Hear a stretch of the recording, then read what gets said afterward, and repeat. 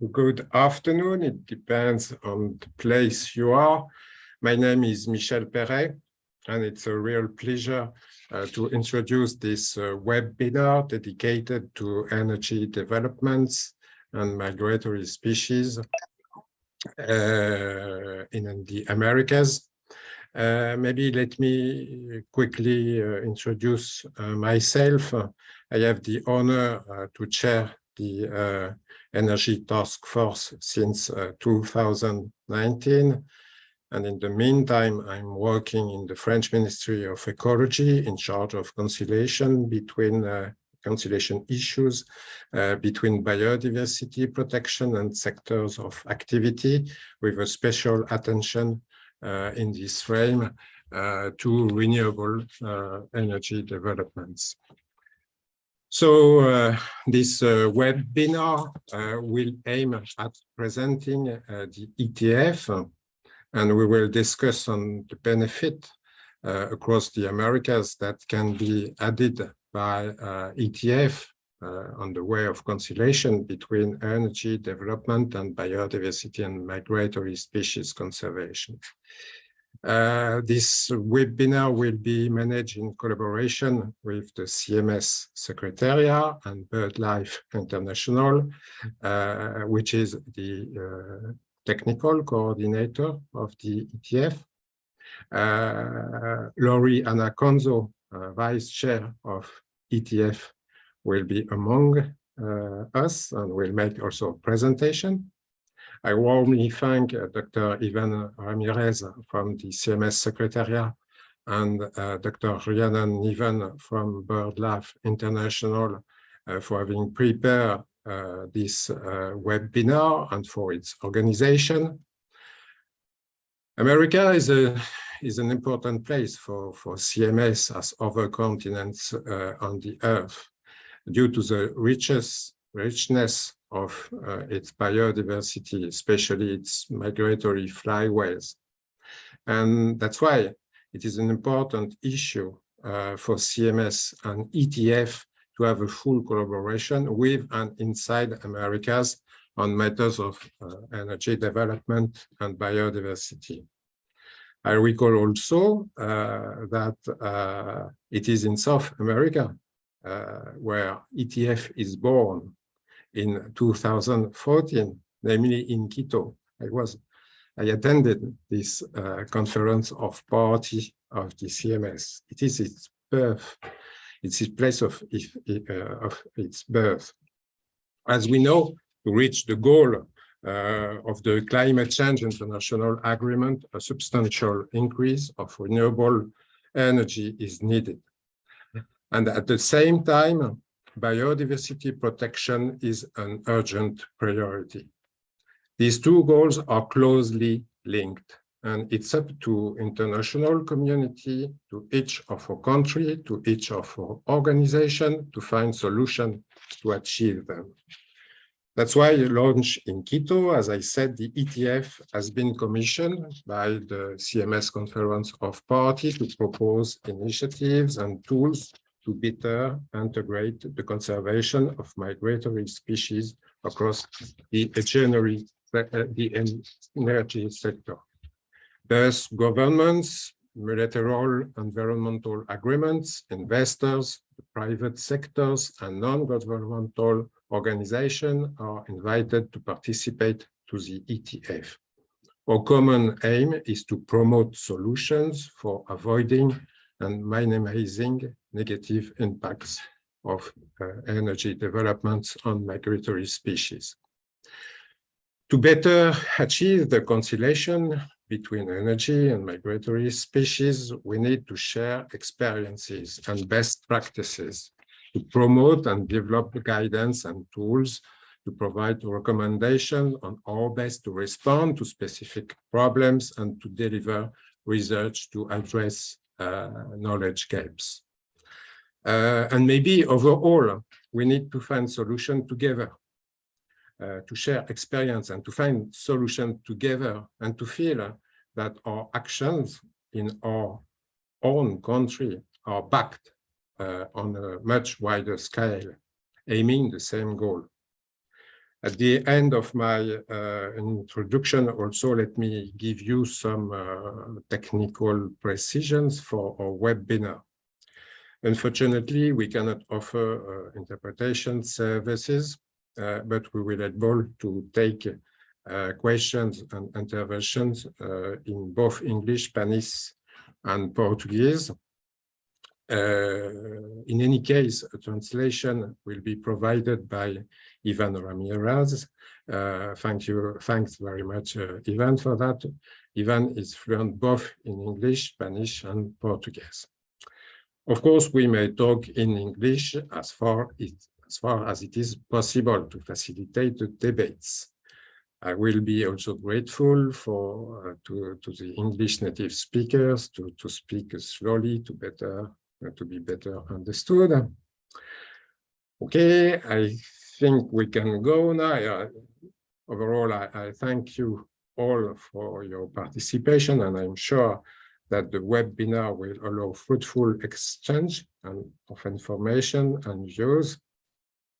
I give now the floor to Ivan for an overview of the CMS and introduction to ETF and its goals. Thanks, Ivan. You have the floor. Thanks, Michel. Welcome, everybody. Buenos días a todos.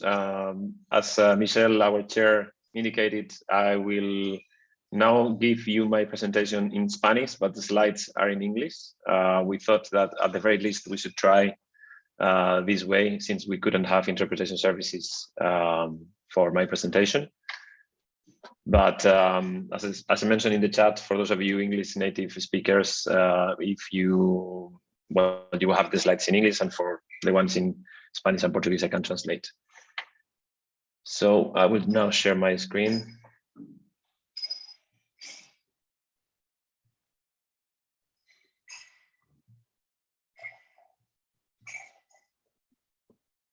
Okay, can I just quickly check that it's working? Oh, good. Okay, thank you. Buenos días a todos. Mi nombre es Iván Ramírez y soy el coordinador del equipo de aves de la CMS. Esta presentación básicamente trata de dar una visión general sobre el trabajo de la CMS y más concretamente sobre el grupo de trabajo de energía, lo que en inglés llamamos ETF, y también sobre los principales objetivos que queremos alcanzar en la reunión de hoy, que esperamos que sea la primera de varias en esta materia. Para comenzar, un poquito de introducción sobre lo que es la Convención sobre la Protección de las Especies Migradoras, o CMS.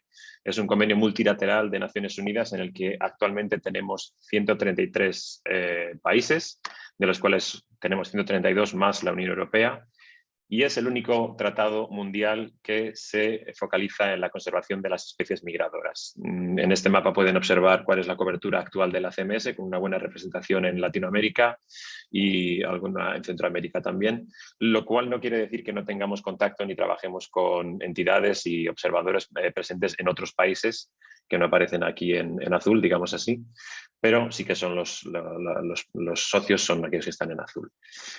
Dentro de CMS tenemos otra serie de convenios internacionales bastante importantes, aunque quizás menos relevantes para lo que es el ámbito americano, como por ejemplo AIWA, Eurobats o Raptors, el tratado de aves de presa, pero más adelante explicaré un poquito cuáles son los instrumentos de CMS que sí que aplican a la región americana. Como Michel ha dicho hace un minuto, el mandato de la CMS viene de la resolución 1127 que se publicó en la reunión de Quito, en la COP13, y aquí podéis ver la descripción de cuál es el principal objetivo de la ETF. Sobre todo, se trata de diseminar buenas prácticas y de conseguir establecer una plataforma en la cual tanto países como entidades privadas, como ONGs, como el sector académico, consiga compartir información de forma que consigamos promover un desarrollo de la energía renovable siempre y cuando no existan amenazas para las especies migradoras. Ese, digamos, que es el mandato genérico de la ETF. Y en estos momentos la ETF está compuesta por múltiples países. En concreto, en 2022 perdón, tenemos 17 países miembros de la ETF, 6 tratados internacionales, como por ejemplo CBD o Eurobats o Ramsar, 14 organizaciones internacionales, incluyendo ONGs, y 22 observadores. Dentro del ámbito de observadores pueden ser tanto entidades privadas como ONGs, por ejemplo, en el caso de BirdLife, muchos socios nacionales de BirdLife son observadores, mientras que el secretariado de BirdLife es miembro. También tenemos, como os decía, un grupo variado, y de lo que se trata es de que las reuniones siempre se realizan de forma conjunta, de tal manera que tenemos una buena mezcla tanto del sector académico como del sector tecnológico como del sector gubernamental, facilitando de esta manera el intercambio de opiniones.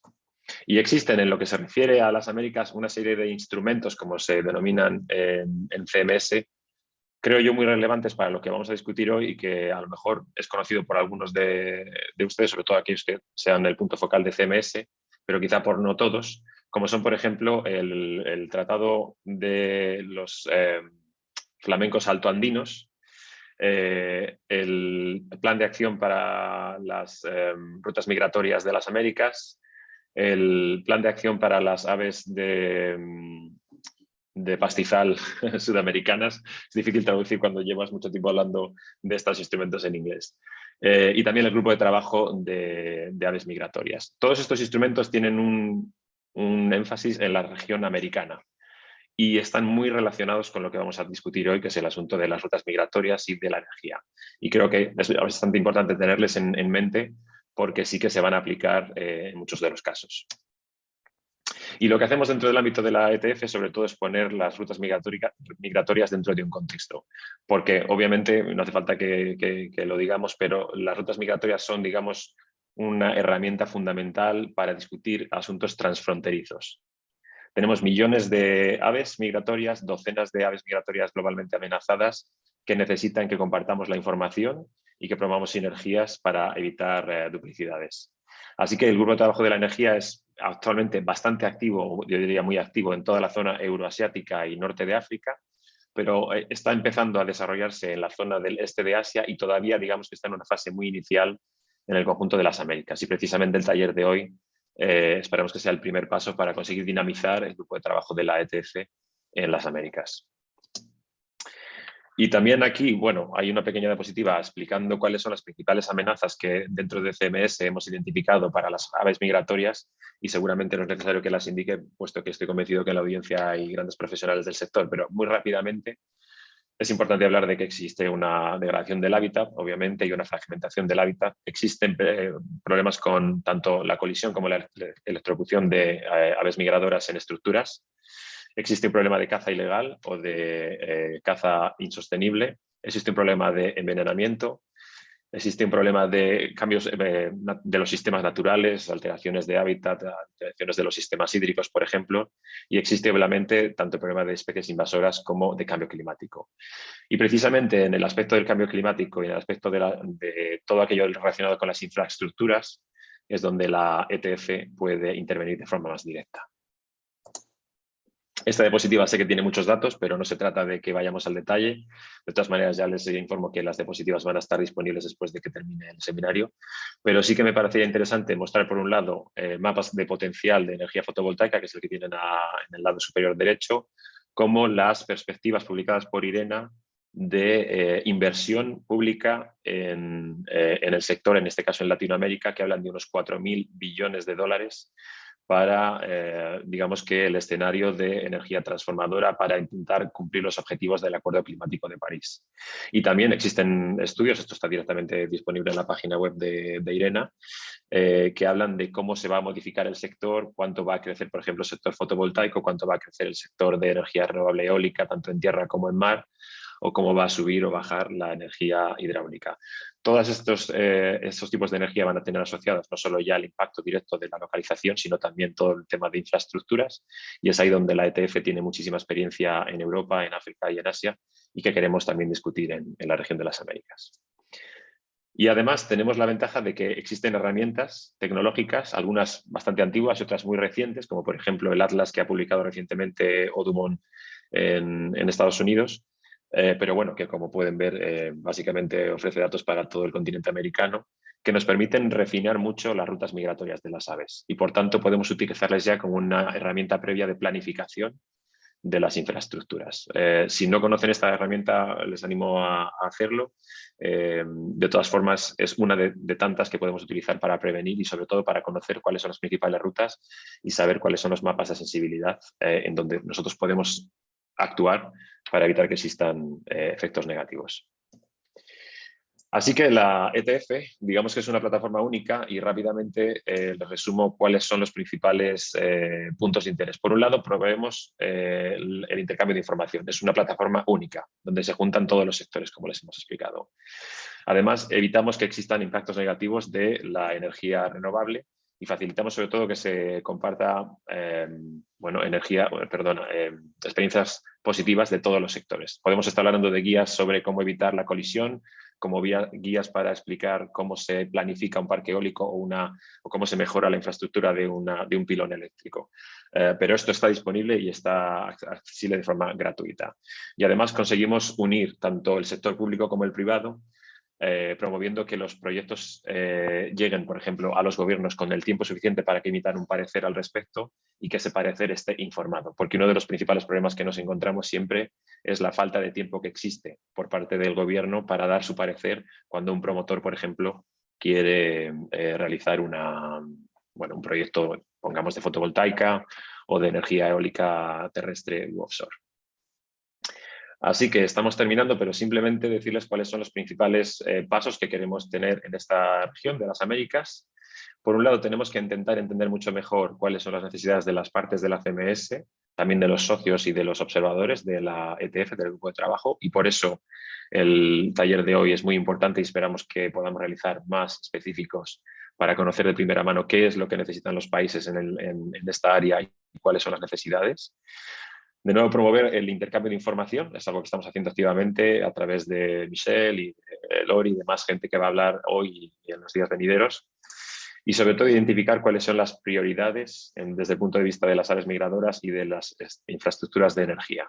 Es muy importante que en la mesa de debate de después y también a lo largo del día de hoy, pero también vía email o cualquier otro método, nosotros consigamos conocer cuáles son las prioridades o cuáles son las preferencias de los países y de los socios para diseñar mecanismos y pasos siguientes de forma conjunta. Y existen una serie de pasos que nosotros ya hemos definido en la reunión que tuvo lugar en febrero de este año. La ETF básicamente se reúne una vez por año, aunque luego existen talleres específicos, como por ejemplo el que estamos haciendo hoy. Ya aprovecho para decir que ser socio de ETF no implica ningún coste, tanto para los socios como para los observadores como para los miembros.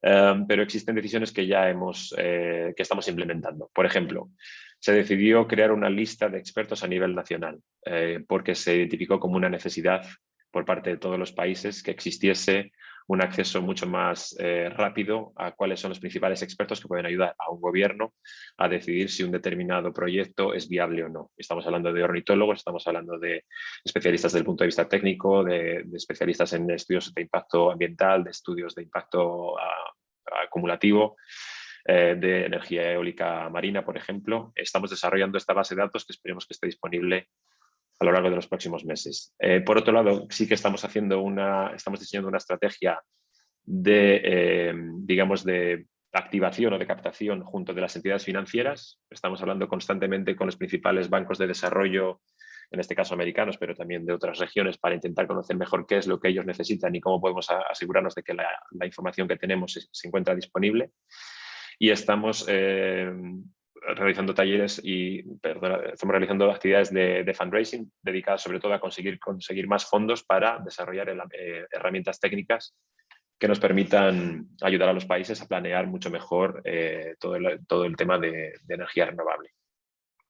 Hay 3 áreas que hemos identificado como prioritarias dentro de la ETF. Como os decía, estos son áreas que se han identificado hasta ahora. Si en la región de las Américas se identificasen otras áreas, pues se discutiría en el plenario y se añadirían al plan de trabajo, pero hay 3 áreas en las que creemos que no tenemos suficiente información publicada, que serían los impactos cumulativos, creo que se diría en español, reconozco que dudo un poco cómo se dice, estudios de impacto ambiental estratégico y mapas de sensibilidad. Existen muy buenos ejemplos en Europa, en África y en el Medio Oriente. Tenemos pocos ejemplos en América de estas tres áreas. Y sí que tanto nosotros como Rhiannon y BirdLife, que es la entidad que coordina la ETF a través de un contrato con CMS, queremos avanzar en estos tres temas. Son las prioridades que tenemos hasta ahora. Espero que esto haya servido para daros un poco una idea general de cómo funciona la ETF, pero de todas formas sí que os animamos a entrar en la página web. Tenéis el enlace de nuestra página donde podéis encontrar en la zona de recursos muchísima información accesible completamente de forma gratuita. Guías prácticamente de todo lo que tiene que ver con la energía renovable, desde, como os decía, diseño de infraestructuras hasta impactos acumulativos, hasta diseño estratégico, líneas eléctricas, colisiones, electrocución, etc.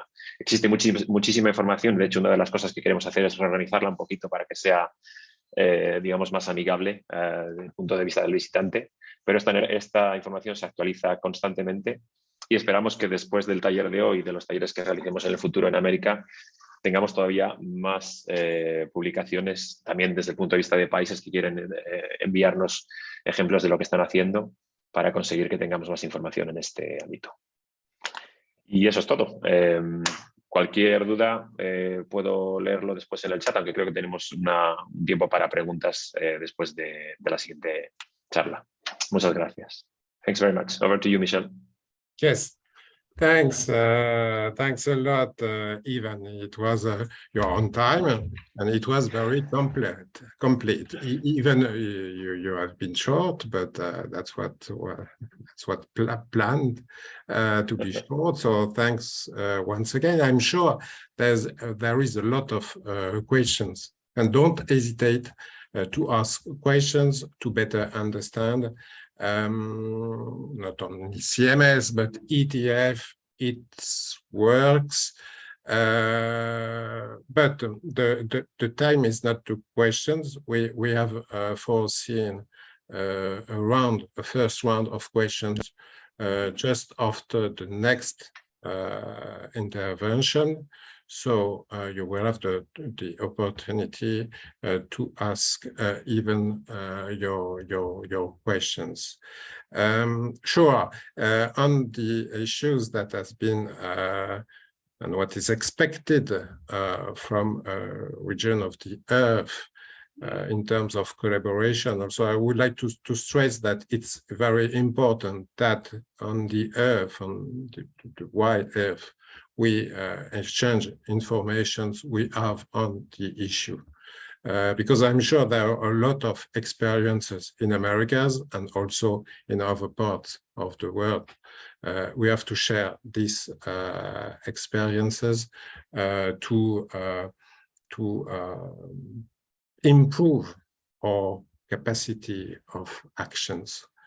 So it's very important that in the framework of CMS, the most important number of countries participate to a common and international initiative such as ETF. So thanks once again, even for your presentation. Now I give the floor to Mr. Luis Vilches, who is coordinator de Planeamiento Energético Nacional del MINEM, in Spanish.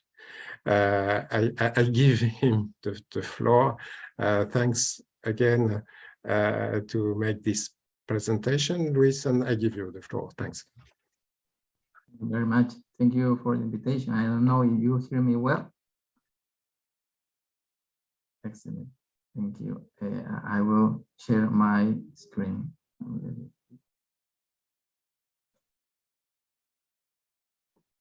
Okay. Do you see? Yes, it's perfect. Thank you. Thank you. Thank you.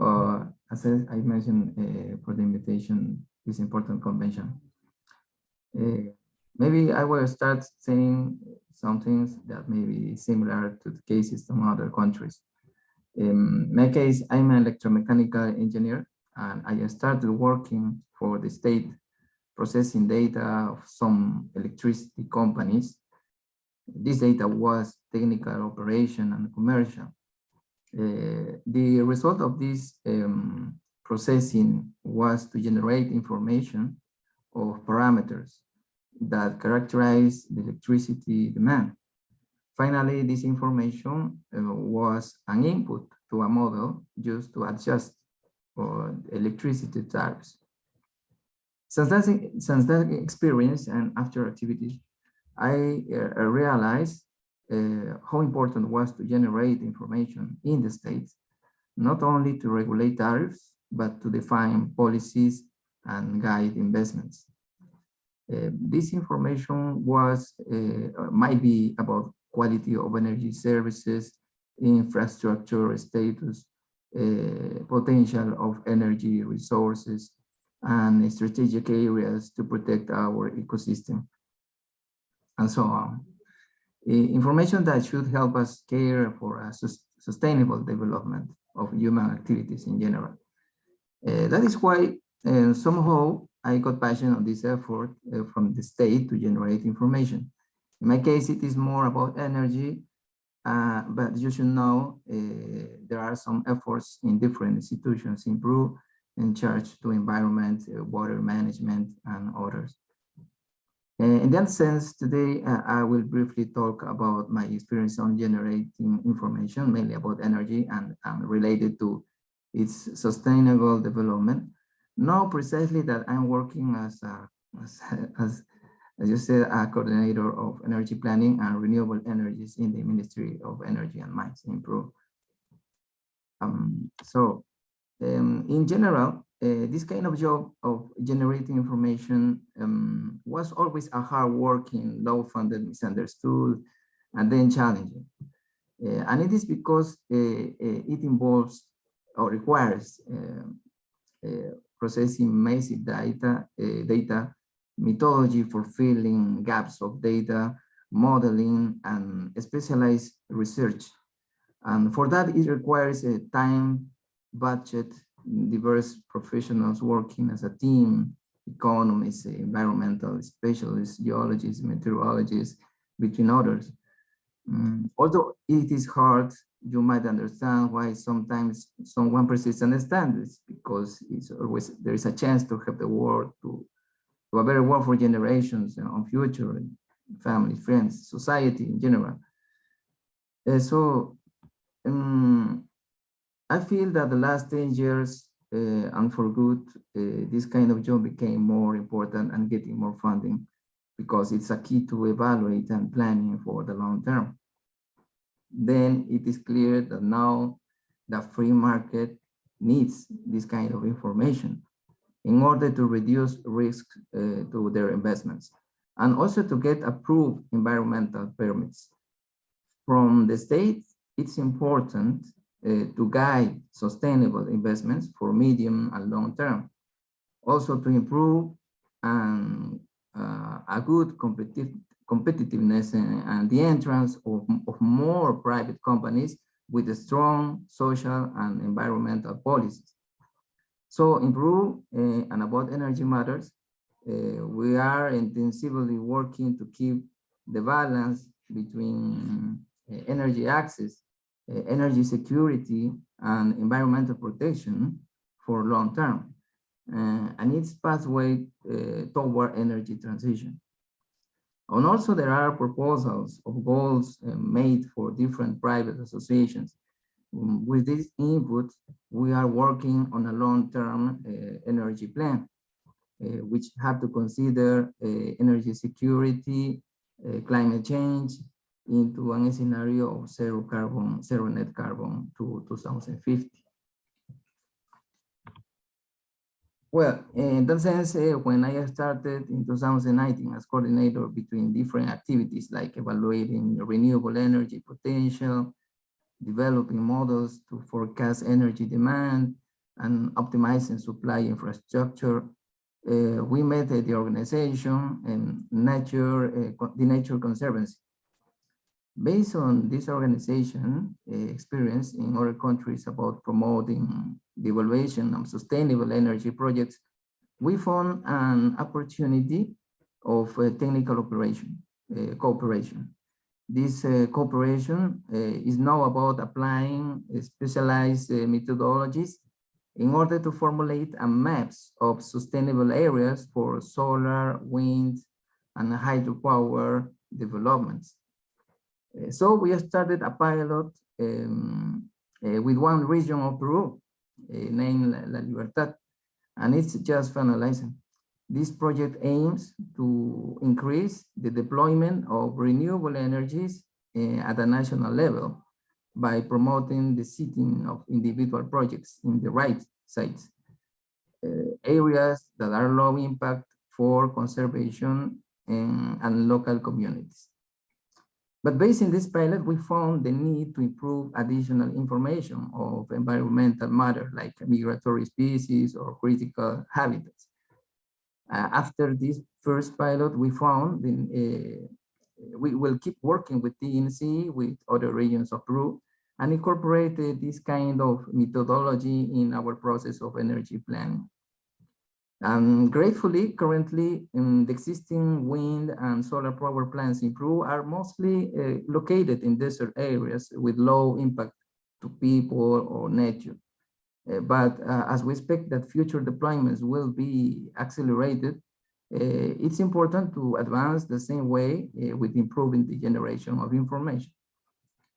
We consider this kind of maps might guide for investors on solar, wind, hydropower developments, so that during the energy planning, we will encounter more feasible and sustainable candidates of projects that will be included in our modeling of energy supply. So our energy planning reinforces the topic of environmental evaluation and ecosystem protection. Maybe from now on, I can add details of some recently directives about the future expected improved energy activities. According to the National Strategic Plan Development to 2050, approved in 28 July of 2002, says about our vision on energy activities as follows. By 2050, projects to expand massively the use of natural gas and its distribution network will be consolidated, or is consolidated mainly in the central and southern areas of the country, which allowed a safe energy transition and the change of Peru's energy matrix, with a high participation of renewable energy resources. The use of wind and solar energy on a large scale was expanded, mainly along the coast of the country, through wind farms deployed in the north and the south, and solar parks in the south. These developments made sustainable the intensive use of electric mobility nationwide and the produce of hydrogen extracted from water, which is hydrogen for export purposes and foreign currency earnings, as well as for national consumption, decarbonizing transport and industry for giving its goods a greater competitiveness. A small scale of solar energy application is widespread through distributed generation systems in urban and rural areas. Geothermal energy was developed in the Andean of southern part of Peru, providing security to electrical service and also heat service to surrounding communities. Cities located in the Amazon migrated from an energy matrix based on fossil fuels to a matrix with high use of solar energy and water resources, enhanced by the extraction of hydrogen from water and complemented by biomass from public waste to achieve a circular economy. Then, and just to finish, also to remember that Peru is committed to the Agreement of Paris to fight against the climate change, compromised with a series of measures named National Determined Contributions, or NDC. These measures are for mitigation of greenhouse emissions and adaptation. According to that, we have laws and norms related, in case you want to share information, which are in 2018, Law 2040-46 is approved. The framework law on climate change aims to establish the principles, approach, and general provisions to coordinate, articulate, design, execute, report, monitor, evaluate, and disseminate public policies for the comprehensive participatory and transparent management of adaptation measures and climate change migration in order to reduce the country's vulnerability to climate change, take advantage of low carbon growth opportunities, and comply with international commitments assumed by the state before the United Nations Framework Convention on Climate Change, and with an intergenerational approach. Also, there is the 2018 Supreme Decree 014/2019. It's established a specific technical guidelines for environmental management and electrical activities, taking into account the diversification of energy matrix towards renewable energies.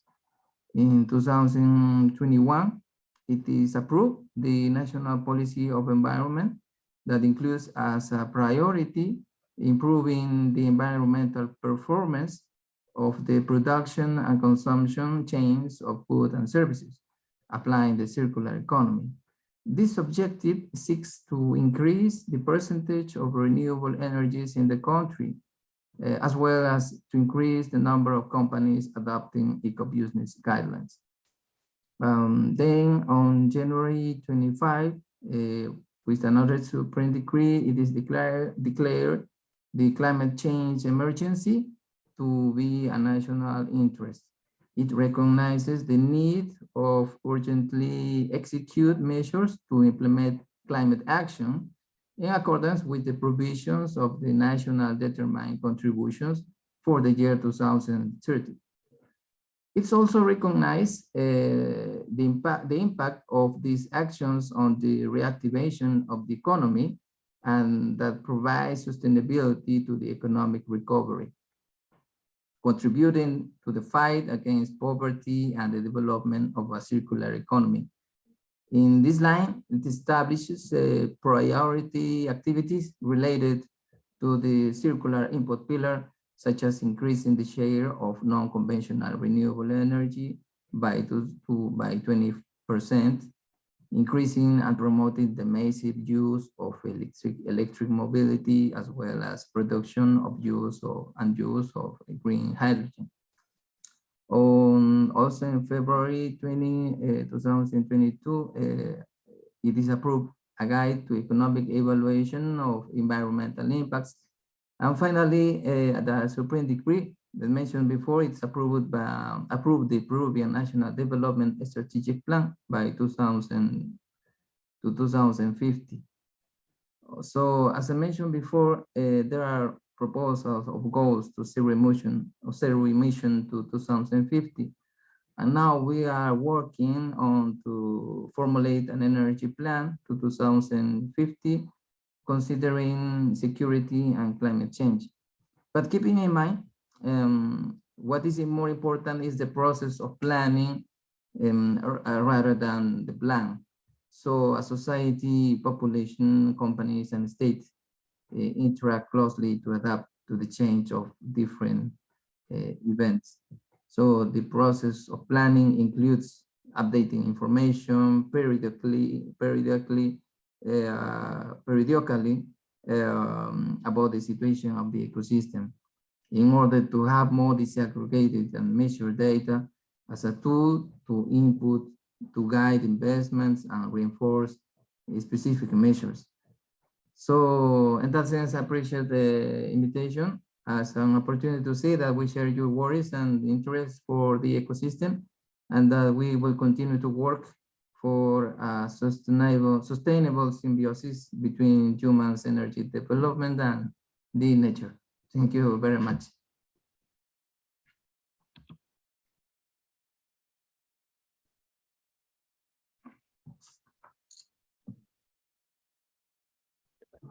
Thanks a lot, Mr. Vilches. It was nice to have your experience in Peru.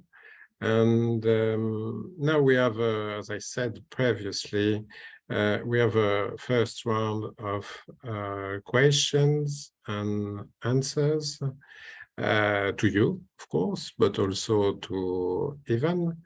Is there at the moment any, I'm sure there is, questions for our two colleagues, both generally and CMS and ETF works, or on Peru experience, Peruvian experience that has been just presented. So is there any question first?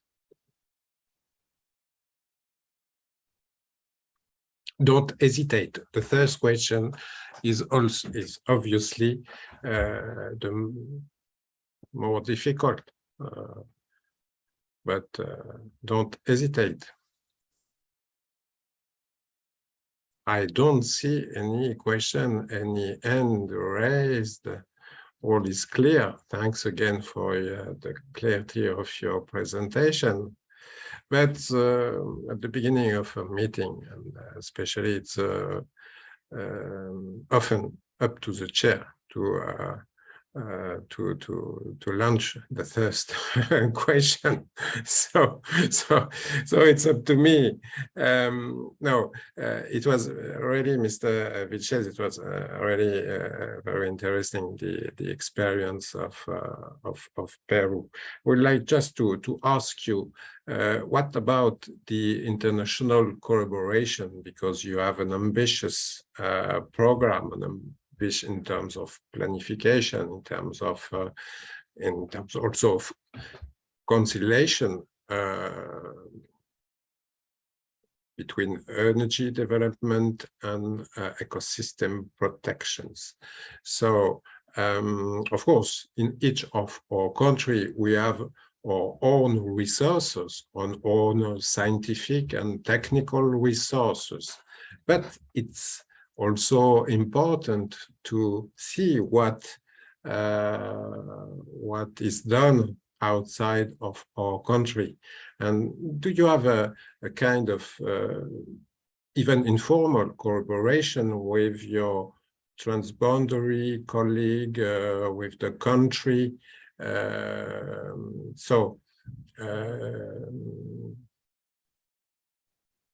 Do you have a mechanism of collaboration, international collaboration, even locally on a regional scale? Exchange of information between your neighbor, your country, your neighbor country? I don't know. Okay, well, we are just starting to formulate some maps to guide investments, trying to know which are the best areas for sustainable development of energy and solar projects. In this work, as I said, mentioned with the DNC, the Nature Conservancy Organization, is helping us to incorporate the layers, because it's a work of geographical information. And to do this analysis, we need many information in establishing some layers of information, geology, roads, protected areas, but not always we have a detailed information, or we are lack of information, for example, for migratory species. So if we, it seems like we have a lot to do with another institution that works in this kind of data. Maybe it's not developed yet. So we realize this with this kind of work. So we know there's much work to do in order to perform our results. So it seems like it's going to be a a very periodically work, not only centralized, but always talking with locals, other regions of Peru, even our neighbors of other countries. So we are just starting this, but it's all this going to come when we advance in this job. So I really I can see in CMS you are working in maps of migratory species, the routes. For example, that kind of data would be important for us in South America. Now we are going to look for that kind of information, maybe to develop it and incorporate this in our energy process of planning, right? So very interesting what you mentioned before. Thank you very much. Thanks very much for, once again, your contribution. Indeed, migratory species issues when we deal with energy issues is a key question, because we can't stay alone in our country. Of course, to evaluate, to assess impacts on the total flyways, and even also to understand the impacts on in other countries than our countries, to assess if the situation in terms of development of energy is sustainable. We have in France a lot of we have a lot of situation to have in mind the situation, for example, in Africa, to assess what is possible in France. So it's a key element, and you're perfectly right to stress this importance of exchange of information, not only on routes, on precisely to describe the routes, but to share the biological situation, the habitat situation, etc., in other country, because it will depend and it will have impact on what you can do or not in your country. So thank once again. Maybe there will be other questions for you, because I see that a hand is raised, and it's Ross Alliston who is asking for the floor. I give him the floor. So, and good morning. I think we can say that. Good morning. Good morning. Here in Good morning. Good afternoon for us, but good morning for you. And please, you have the floor. Thank you. I'm Ross Alliston with the State Department here in the United States in Washington. A quick question. I heard that Mr. Vilches mentioned in Peru they both have large-scale energy plants, if you will, wind farms and whatnot, near the coast, I think he said, and then smaller distributed systems elsewhere. And I want to know, how do you choose which to put where, small versus large? Well, generation or production of electricity is a free market here in Peru. Every company that's interested to invest in generation has to be very efficient, the best low cost possible, so they can enter into the dispatching operation. So it's a free market. It depends in the cost. So large scale plants, normally they enter first because it's more feasible, economically feasible, and the most small plants, normally it's because it's so isolated from the interconnected electricity grid. So they only have the only chance to produce electricity is all isolated. So they are starting to implement solar panels, sometimes biomass, and small hydropower plants. So normally the private sector is who decides normally for large scale plants, and for a small application is more normally in isolated places. So, but if we are trying to promote more of these small scale plants, but it needs some help economically speaking. So this times is one of those measures we are trying to implement in the future. Thank you very much. Thank you very much. Also, is there any other questions for Ivan, for example, or I don't see any hand raised. Maybe Ivan, you want to add something to what you said before we go to the next point of the webinar?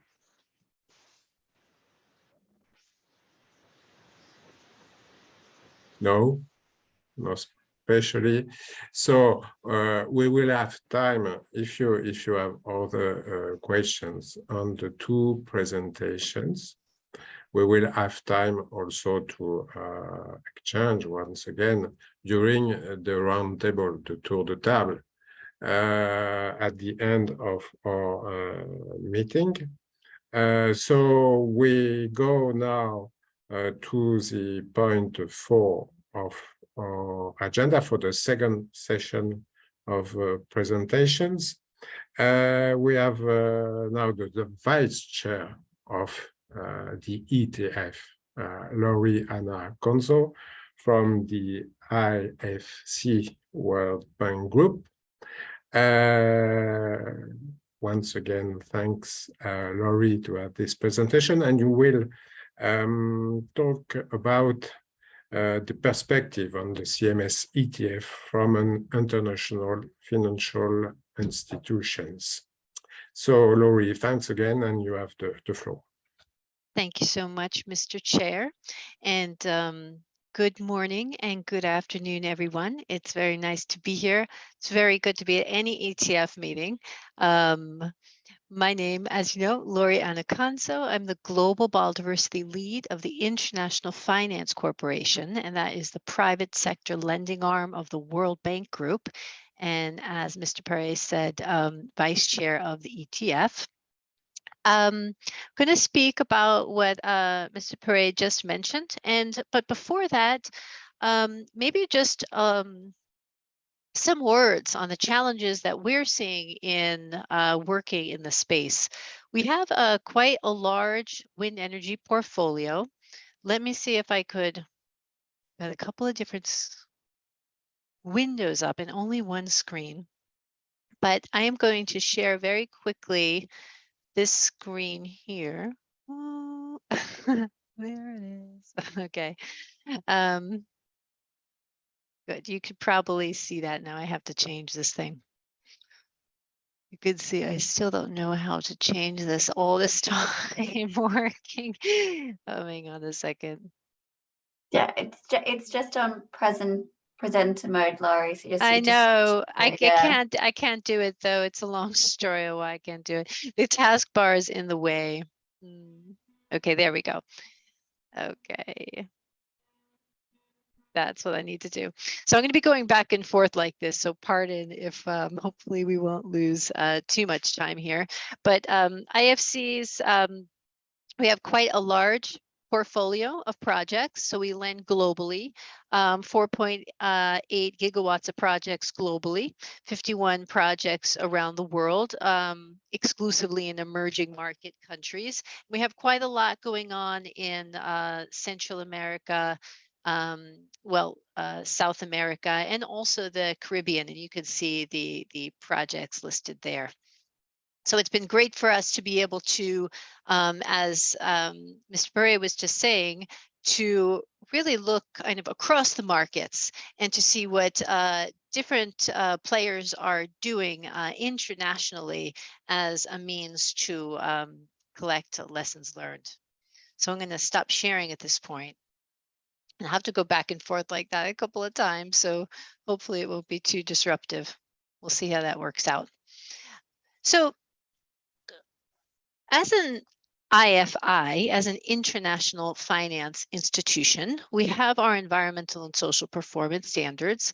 And like most IFIs, the challenges arises when the standards are higher than the national standards in which we're lending. And sadly, for the wind energy sector, until now at least, that's almost always the case. And it's been very challenging. What we see in this space is often governments not giving enough time to process these projects. So the projects are almost always cited for purely technical reasons. And once the company is awarded a project, the PPA, Power Purchase Agreement, the PPA is signed, and only after that is the impact assessment process start. And what the challenge is there is once the PPA is signed, you have a certain amount of time committed to the government that that project could reach its commercial operations date. And usually that time period is very short, 18 months or so. And that means all of your environmental and social assessments have to get done in that time period.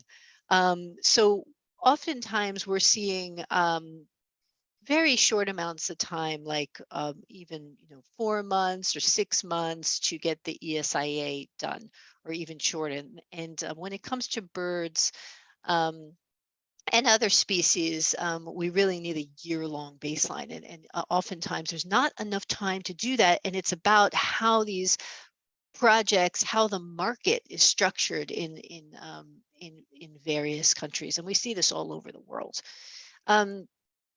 The other challenge is that because these projects are actually, the reason why this is happening is because many countries see these projects as green.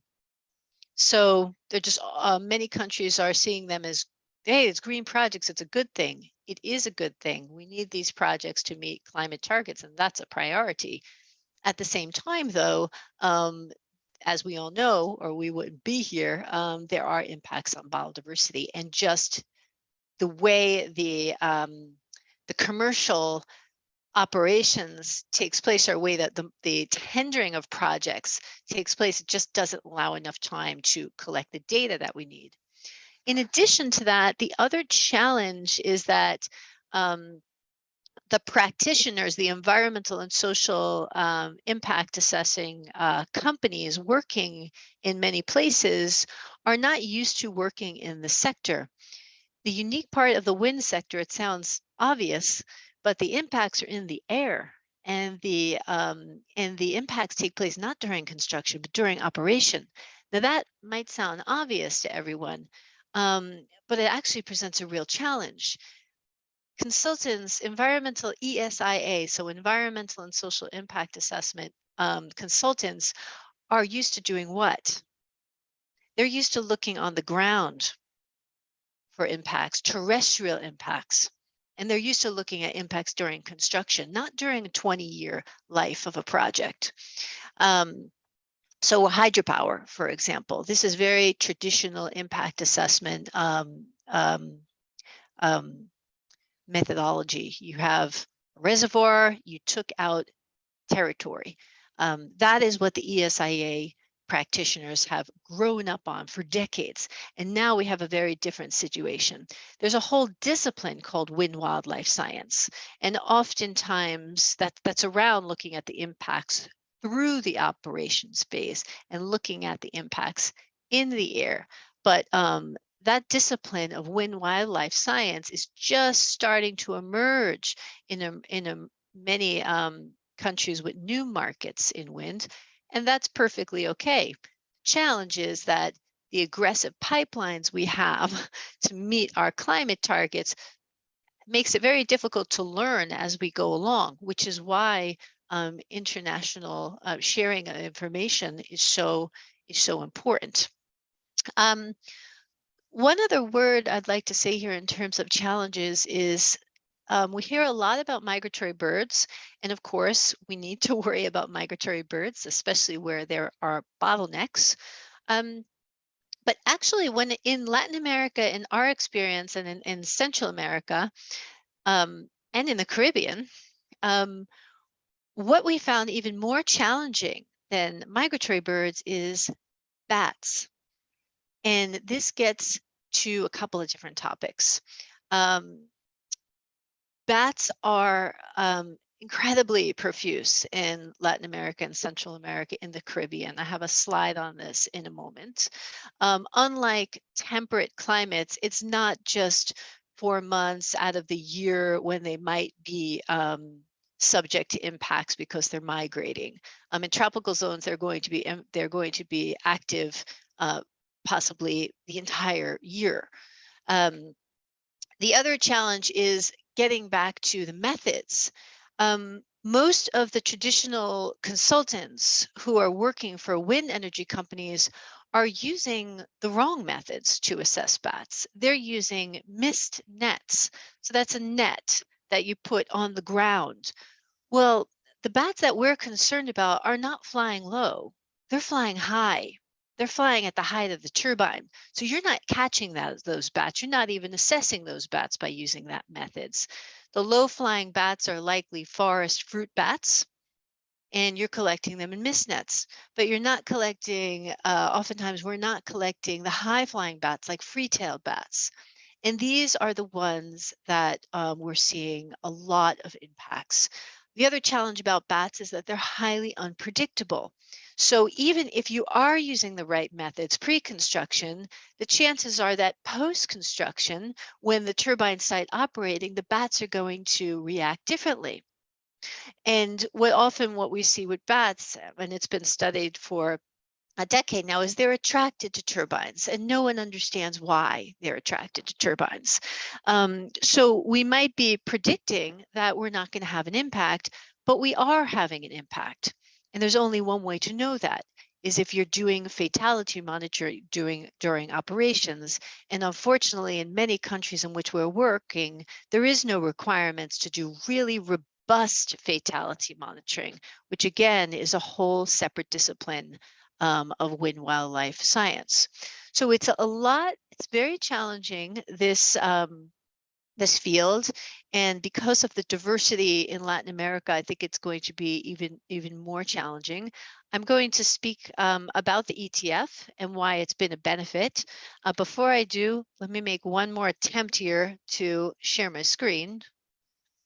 Got a little bit of time, so okay, I'll try this one more time. Sorry. And I wish I had, I don't know why it's not going to, let's see. So here's my slide. And I know there's the bat slide. Unfortunately, I don't have the statistics here on South America. I only have the statistics here on Central America and the Caribbean. But in Central America, we have incredibly high diversity of bats. In the Caribbean, we also have a more moderate diversity. In the Caribbean, you have an incredibly high number of red listed species. You have a little bit less red listed species in Central America. But the big point of the slide here is that these are collision prone species. So you will be getting a lot of impacts on bats. And what makes it so hard to calculate those impacts is that because they're mammals, when they fall to the ground, other scavengers like to eat them.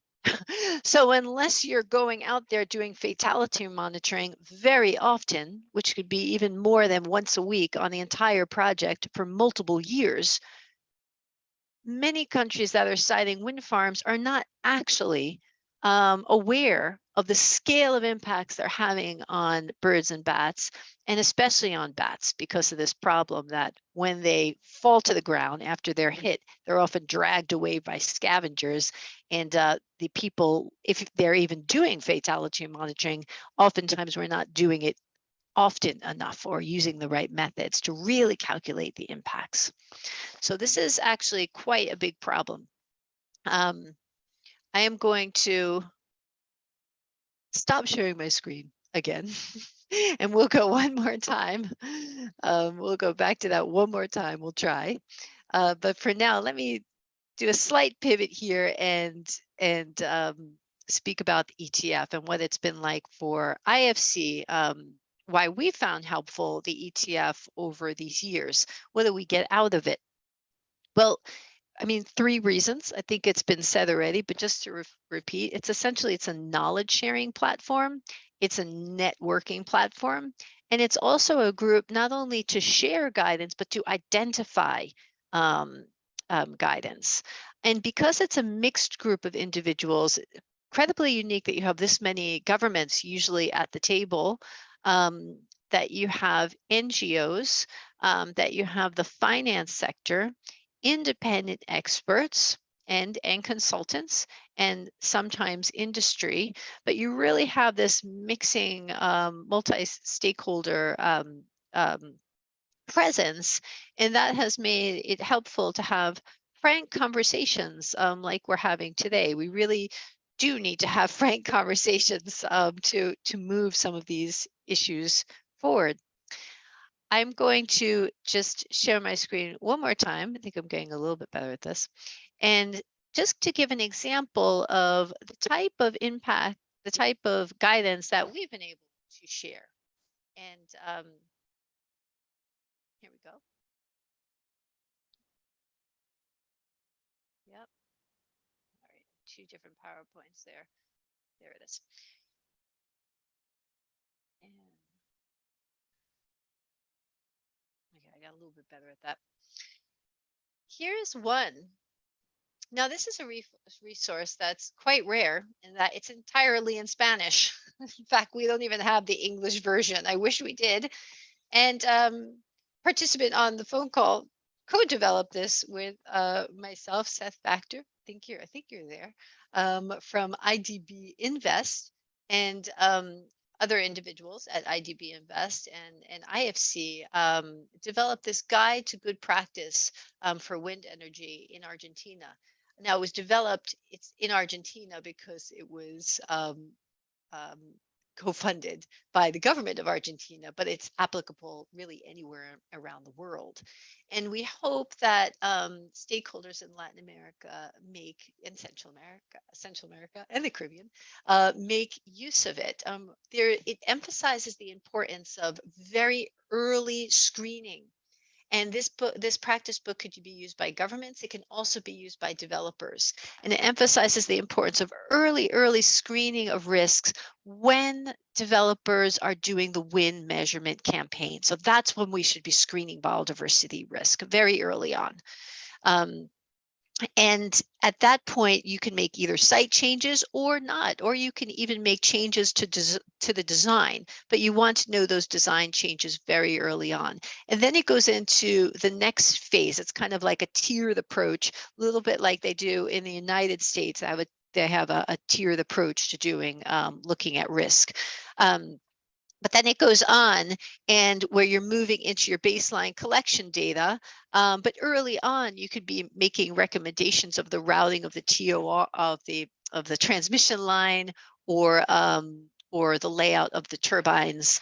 And then it takes it further to operational monitoring, and has some recommendation there on the important topic of fatality monitoring. So this is a resource, and it's the type of resource that we could share through platforms like the ETF. And like I said, although it has Argentina on the cover, it really could be implemented anywhere.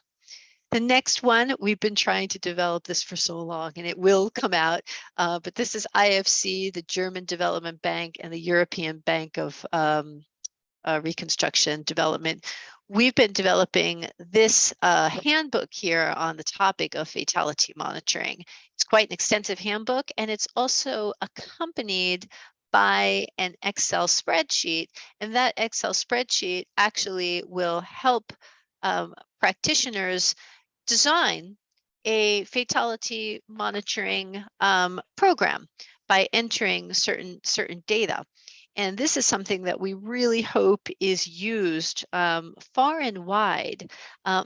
It's the only way that will actually be able to measure the impacts on birds and bats through the life of the project. And by doing so, and doing it in a robust way, doing it in a systematic way, and by doing so, we'll have a sense of cumulative impacts on the landscape scale and also population level effects. Potentially, if this data is being aggregated in some way, like it is in some countries, they're actually aggregating data, fatality data. So you could see study population level effects, and that information will then also help understand the strategic siting of wind farms with respect to relative risk on certain species. Big challenge in emerging markets, especially Latin America, with the amount of diversity in that region, is that there's very little known on the actual collision susceptibility of these species. Most of the data on collision susceptibility is from temperate regions, not from the south. And so unless we have this kind of data, we're actually not going to understand the extent of collision susceptibility. So the ETF really provides us the platform to share these type of guidance notes and other information, resources, expert advice, and things like that. So with that, I'm going to stop here. Thank you for listening, and I'll hand it back to Chair. Thank you. Thanks very much, Laurie. It was a very complete. You are on time also. I'm sure there will be a lot of questions. You're perfectly right to stress the need to have efficient measures, common standards between countries. Developed country or underdevelopment countries. It's true for all countries. We have, at most as possible, used the same standards. As I said in my introduction, climate change combat and biodiversity is a shared strategy. So we have to share the same values, the same measures to avoid competition between states, to take only good example and not the bad example. Otherwise, it will be the mess. And it's true in our own country also. We have to share the same references, the same efficient measure to avoid misunderstanding between developers and, for example, society or the environmental organization to have the same target. And this target is based on the good measures, the efficient measures of conservation. That is the goal of ETF, and we are perfectly in line with what has said the common report issued last year between IPBS and the platform, the GIEC, the GIEC on climate. This common report stresses the need to share the same combat, which means that we have clearly to see what are the problems and to recognize that there are impacts of development of energy, but we have to find solution, and that needs, of course, techniques and science. And that's a perfect transition with the next presentation that will be done by Tris Allison, who is well known inside ETF. Good morning, good afternoon, Tris. Tris is a senior conservation scientist in BirdLife International, and he will present us globally the technical tools and resources provided by the ETF. So, Tris, I don't see you, but I'm sure you are with us. So, Tris, you have the floor. I'm here, yeah. Thanks, Michelle, and hello, everyone. It's a pleasure to have this opportunity to speak with you today. I hope you can all hear me fine. I'll try to speak slowly, but I'm sure if any of you have any problems understanding everything, please do ask questions, and I'm sure Ivan will be happy to translate if there's any need for that. I haven't got a presentation. Oh, firstly to say who I am, yeah, just to confirm, my name is Tris Allenson. I work for BirdLife International, and I lead our work on reconciling bird conservation and energy infrastructure.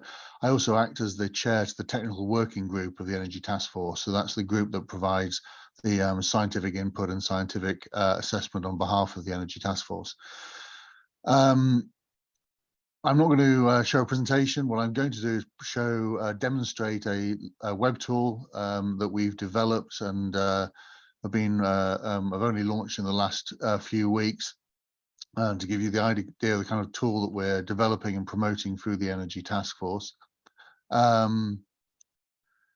As background to this, we're all aware about the huge scale of that we need to transition to renewable energy and the time frame that we have to do that. So in a very short space of time, we need to get a huge amount of principally wind and solar technology installed.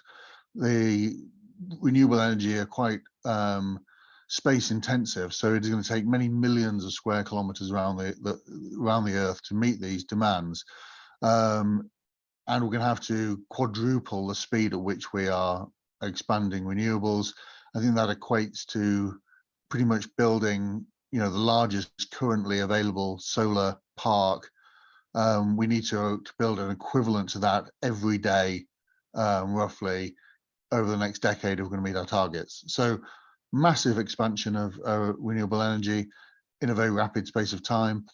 And with that comes a huge amount of new power line infrastructure. So there is already, I think, something like 65 million kilometers of power line in the world. That's, I believe, is something that could stretch to the moon and back 169 times.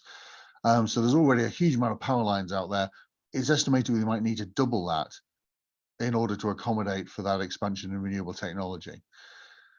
So we're going to have to make room for a huge lot of infrastructure on the planet, and doing so is going to have considerable consequences for nature unless we plan with nature in mind. And key to that, as advocated by the Energy Task Force and many others now, is sensitivity mapping. We need to develop maps of where the sensitive locations are for birds and biodiversity early on, so we could look at those alongside other things like wind resource and grid connectivity and choose the optimum sites in terms of having the least impact. And so we've developed this tool called AviStep, Avi for avian and STEP standing for sensitivity tool for energy planning, and also a reference to the fact that we see this as becoming an essential step in truly nature safe large-scale renewable expansion. We've developed this tool with the help of the Asian Development Bank. They've helped us develop the methodology, build this platform, and develop the tool for the first 4 countries, as we'll see, India, Nepal, Thailand, and Vietnam. But our intention now is to expand the tool globally. And this tool is not just an act of charity from the Asian Development Bank. This tool is fundamentally important now to how ADB operate. They have a huge number of investment opportunities in renewable energy coming in front of them across Asia. And many of them, they struggle, as Laurie explained so well, they struggle for them to meet their environmental standards and to sign off for them. In some cases, they're unable to do so. For them, it will be a lot easier for them to be able to ensure that the investments they're asked to invest in are nature safe, and then they can invest a lot more quickly and a lot more with a lot less hassle.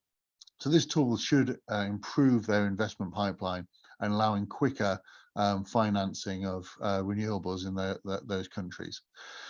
So this is the tool. This is a publicly open tool. If you go to avistep.birdlife.org, this is the homepage you'll come to. There are a series of static pages associated with the tool that explain the background to the tool. There are videos you can watch and brochures that explain the tool and what it's intended for. There's a how to use Avistep video explaining how to use the tool. All the methodology is outlined, but importantly, there's this technical manual which details in detail the methodology. We've tried to make this tool as user-friendly and intuitive as possible, but and I think we've succeeded, but that sort of belies the complexity of science that sits behind this and really the level of number crunching and data gathering that has gone into this. And so to really understand all of that detailed methodology, you can go and read that manual and see exactly how we produce this tool and the full scale of data that we've used to put this together. So the main element of Avistep is the mapping interface. And as I say, we've developed this in a first instance with support from ADB for 4 of their key investment countries in Asia: India, Nepal, Thailand, and Vietnam. But the intention is, and always has been from ADB, that this will be a platform that they want everyone to use and ultimately everyone to invest in. So the hope is that we can rapidly expand this tool around the world over the coming in the coming months and years.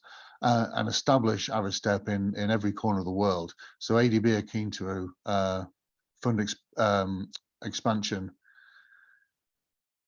elsewhere in Asia, but they're also keen that others are involved in expanding it elsewhere. And we're having many talks with people at the moment about expanding it across Australia, Central Asia, Africa, the Middle East, and indeed Latin America. So anyway, here's the mapping interface, and it's a straightforward kind of mapping interface. You can navigate around the map with the mouse or the inbuilt navigation.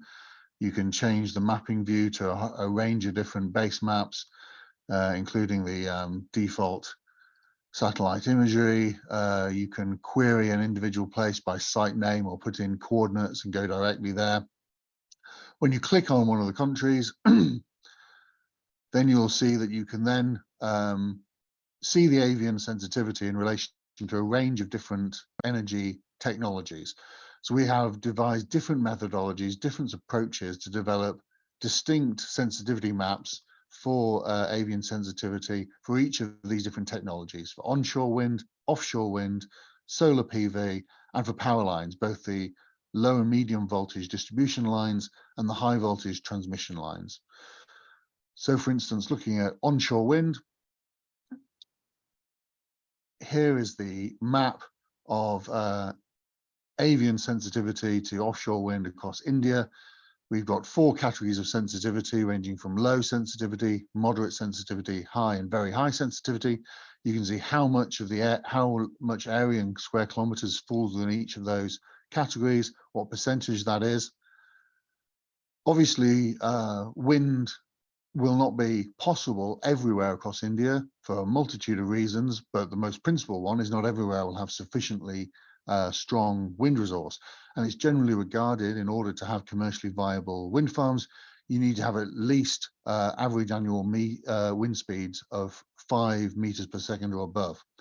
So what we've done is we've calculated those areas that don't meet that threshold, so you can toggle, and those areas disappear from the map. So much of, as you can see, northeastern India doesn't actually have sufficient wind speeds to accommodate wind energy. And there you can see just those areas remaining where, firstly, wind technology is feasible because of available wind speeds, but also across those areas what the sensitivity is. And again, the numbers adjust accordingly. So you can see across India, 64% of the land that is suitable for wind in terms of its wind strength has low or moderate sensitivity, and therefore, you know, there's seemingly considerable scope to expand onshore wind in India. And you can go and look at the level of the state. So here, the state of Maharashtra in India, and you can see the numbers change accordingly. So in Maharashtra, it's 70% of the land that is low or moderate.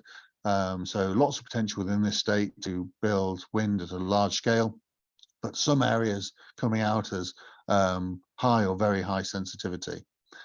And you can make that layer more transparent so you can see the underlying geography. And then you can move in to understand why certain sites are assessed as they are. And we've carried out this assessment at a really fine resolution. So each one of these grid cells is 5 kilometers by 5 kilometers, a very appropriate size for the developing these technologies. Most wind farms or solar facilities would fall within one of these areas or straddle only a couple of these grid cells.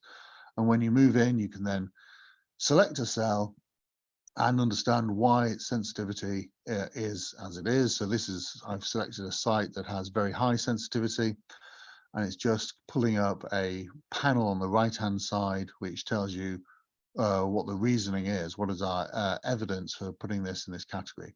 So yes, this site for onshore wind is assessed as having 100% sensitivity. That's the highest possible sensitivity. Sensitivity assessed is very high. Development is considered to pose a very high risk to bird populations. However, comprehensive site level assessment is necessary to confirm this level of risk. And the reason this site is so sensitive is that it overlaps with a number of important areas. This is a World Heritage Site in a national park, also an important bird area. You can click on any of those to go through to the fact sheets associated with those locations. But it also, we've identified it having this suite of sensitive species, ranging from the most sensitive, so those species that score the highest possible sensitivity to wind farms, white-winged vulture, Indian vulture with scores of 100. The next most sensitive species at this site is Egyptian vulture, then Indian spotted eagle, tawny eagle, pallid harrier, and you go down through the species to those that have less sensitivity. As well as providing a list of all the sensitive species here, we also provide a measure of the occurrence certainty. This is a measurement of how certain we are that these species actually can be found within this square. So these species that are measured as very high, this means that not only is more than 50% of this square the preferred habitat for this species, but also we have actual observation records of the species in this square. So we collated hundreds and hundreds of thousands of observation records from citizen science portals like eBirds, but also by working with our partners for over a year, collating all of the known data, looking at all the published literature and unpublished literature, to find all of the observation data on our high-risk species. And so these species are very high. We have very high certainty that they're there. Species that are assessed as a high occurrence certainty, less than 30% is the preferred habitat, but again, we have observational data that puts them in this grid square. Medium certainty, we don't have any observations, but more than 50% of the square is the preferred habitat. And those species that we only have a low certainty about, less than 30% is their preferred habitat, and we don't have any observation records. And then finally, we've also used high resolution land cover data, 100-meter resolution data to be able to quite precisely identify the forest, the habitat type. So that we're able to say that this square is 72% forest and much of the rest is open water and wetlands. And our sensitivity assessment is based on a measure that takes account of all these parameters. So we score the biodiverse habitats more than the less biodiverse habitats. We add up the sensitivity values of all of the sensitive species present within the site. And then actually simply by having one of these important, being a protected area in IBA, that automatically triggers the highest category. So all of these factors go into identifying the sensitivity value for that site. And so you can see the idea is that we can very quickly, this can be used as a site screening and assessments tool, but more importantly, be used as a national and regional planning tool, directing development to those kind of key areas and away from the more sensitive areas. And once you can also download all of the information from a site. You can output it as generate a PDF report that includes all of that information, so you can easily share that. Or you can actually share a link to the exact page you're viewing, so people can come and view the map in exactly the same place. You can see here the report with all of the information captured, so that can be easily shared with colleagues. And then maybe just finally, with the moment of time I have left, as I say, we have carried out this assessment for onshore wind, offshore wind, solar PV, and for power lines, both high and low voltage, different methodologies for each. With the time that I have, I will maybe just look at the offshore wind. Here's the offshore wind assessment for India. And again, there is sort of a minimum acknowledged wind speed that's necessary for offshore wind. In the case of offshore wind, it's generally regarded you need average annual wind speeds of 7 meters per second or above. So again, we've removed those areas. You can remove those areas that don't have sufficient wind, and you can immediately see there's actually not so much potential across India for offshore. Those areas where they are largely around Gujarat in the north, to the south between India and Sri Lanka, and also on the coast to the east. And immediately you can see that, particularly when floating technology becomes on stream, this place here may well be by far the best for India to pursue for a large-scale offshore development rather than some of these other areas. And again, you can go into the map to better understand these assessments and why they've been made. Click on a square, and this square is coming out as 100% sensitive. It's an important marine area, but also we've identified all of the colonies within these marine areas, and we've worked out the foraging radii of each of the species present within each of the colonies we've identified. So this square falls within the foraging radii of brown noddy, roseate tern, and sooty tern. All of these seabird species could be present here, and we've scored them in terms of their collision score, but also their displacement score, as offshore wind facilities impact both through collision and displacement.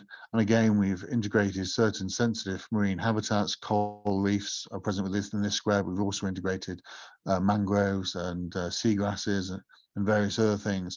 So again, lots of information that allows people to determine, to quickly identify those areas which may be more suitable and those areas that are less suitable. I could show a lot more elements of that, but I'm conscious of time. But please do ask any questions that you may have. I'll be happy to answer those, and I'll just stop sharing my screen for the moment.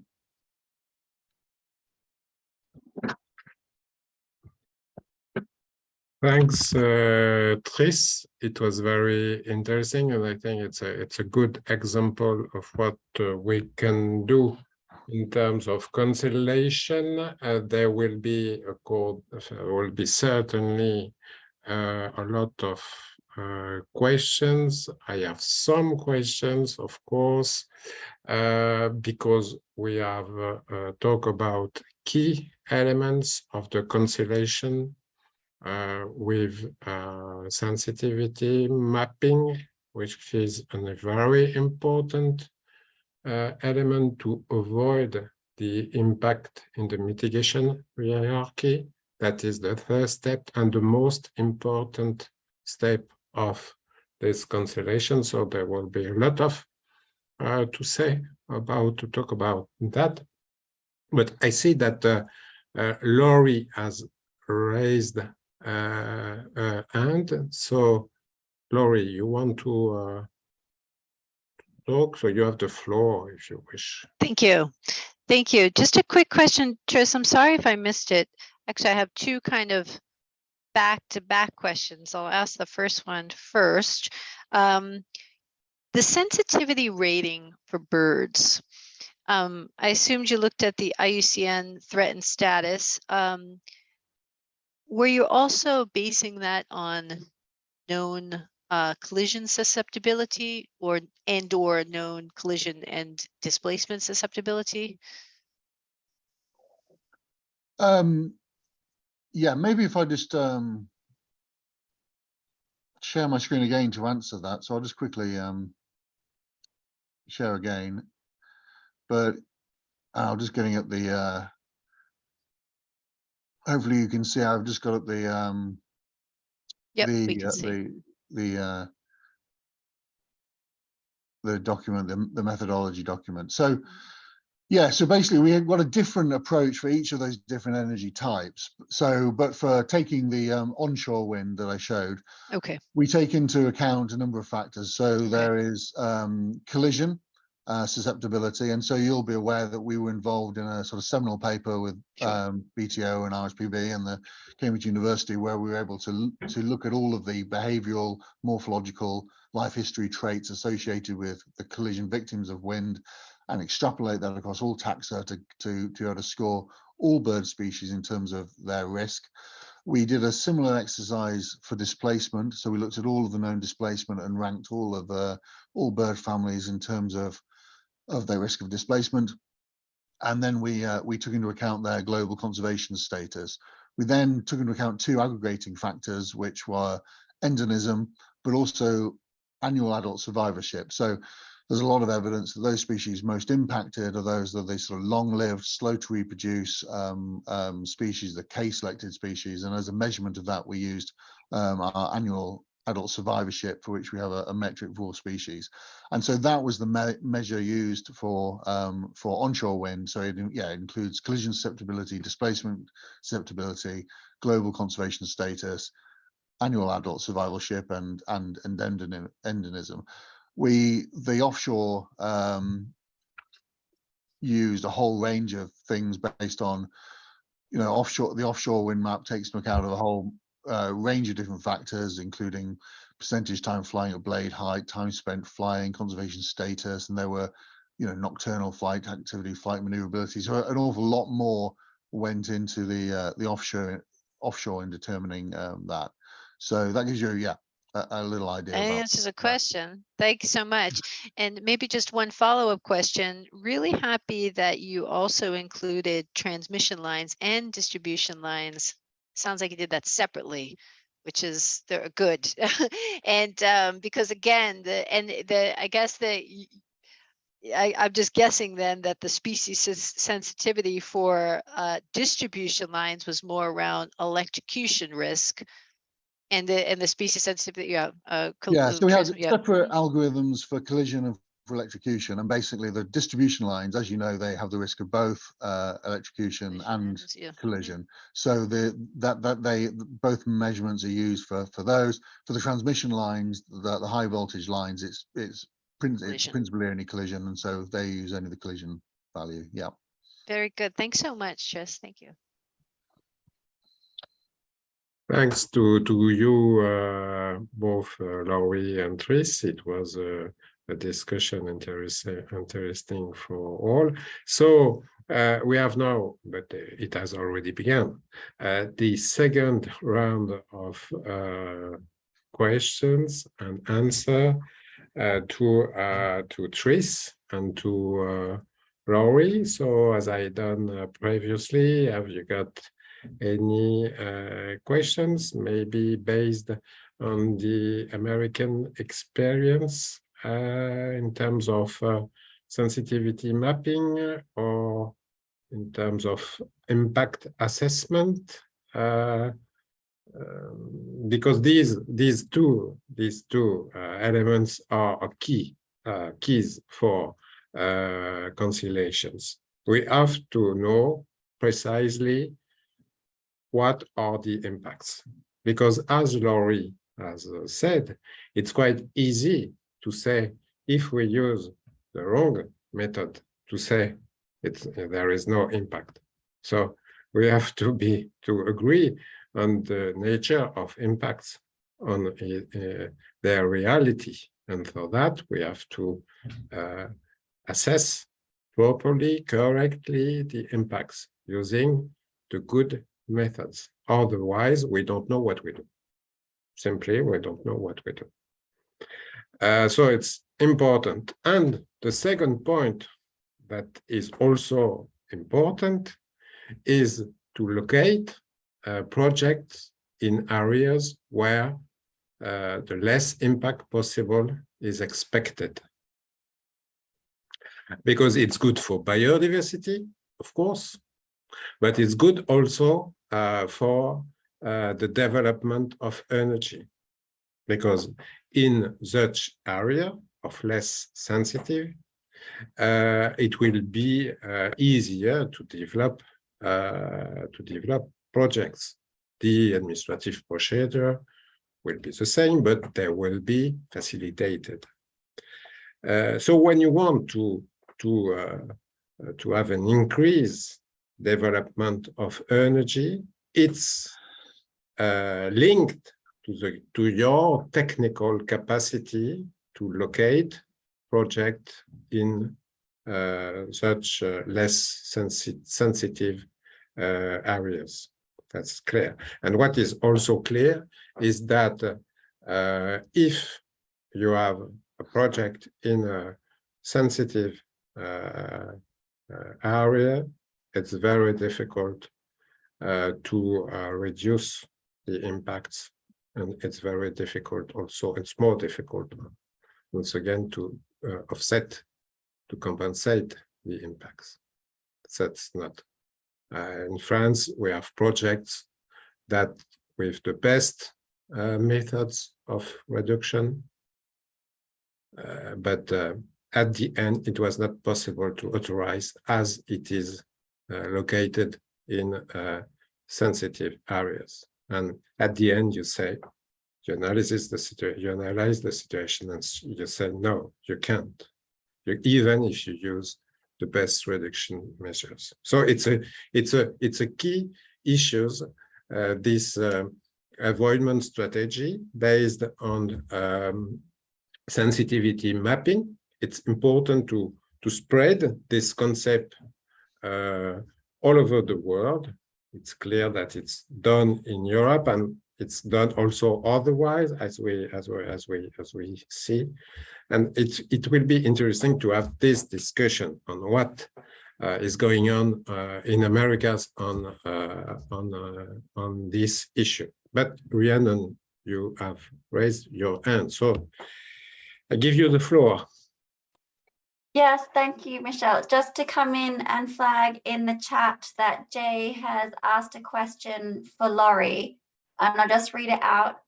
Laurie, any ideas on how to get environmental and biodiversity concerns included earlier in the planning and siting process? It seems key, but are there strategies and suggestions for making it happen? Thanks, Jay, for asking that question. And please do put any others in the chat box if anyone wants to, if you don't want to raise your hand. Thanks, Laurie. Thank you, Jay. This is a hard question to answer quickly. So we really need a session just on this question, but I'll try to answer it quickly. It really depends on the particular country context and how the countries are, how the market is working in that country. I'm sure you know this, Jay, but I'll go ahead and repeat it anyway. What we see in the countries in which we lend is two models. Either, and we're going to see this for offshore wind, and in some countries for onshore wind, the government itself, usually that's not the Ministry of Energy, usually that's the utility, the company, the off-taker, the entity in the government that's buying the power. They are almighty when it comes to working in this sector. So it's usually the utility or the Ministry of Energy that is has concession blocks in which the government says, okay, developers, you're bidding on projects, or I'm telling you what the tariff's going to be, and you're going to develop in these areas.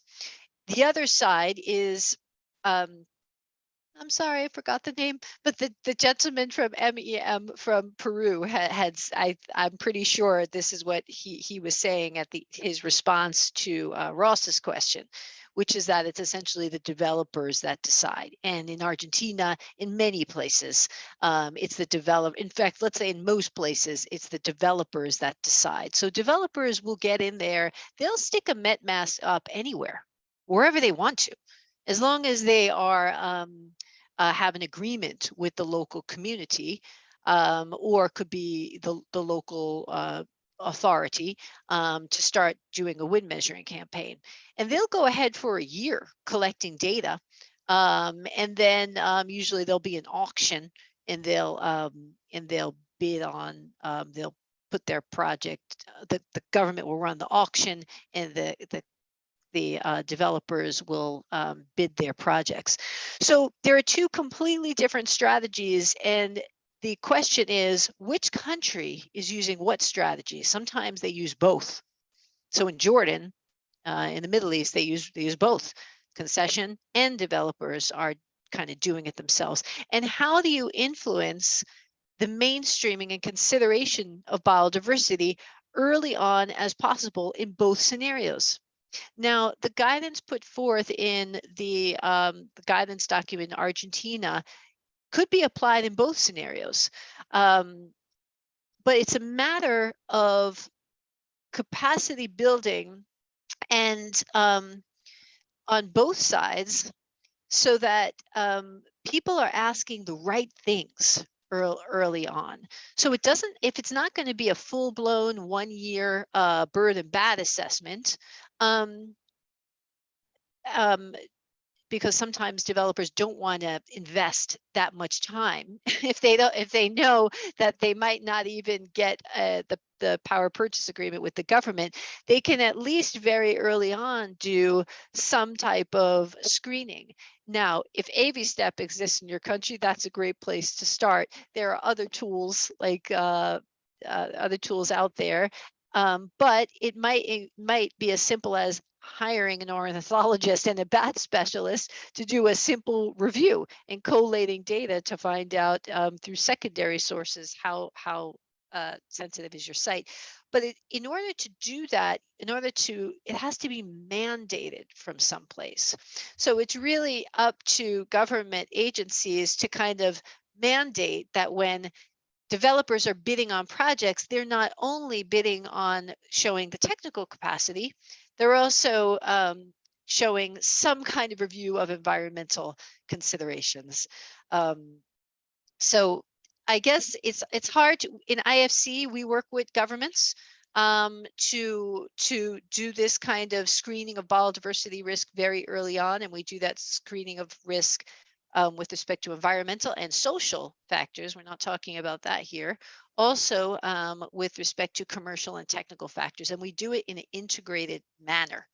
And that is truly mainstreaming of biodiversity. I could speak in detail about that kind of process, but what would be more useful is to have more like conversations with a smaller group of countries to actually identify how are projects being, how in such and such countries are projects being auctioned, and how would you change the process to also ask for an element of risk assessment very, very early on, way before we're asking for the environmental and social impact assessment.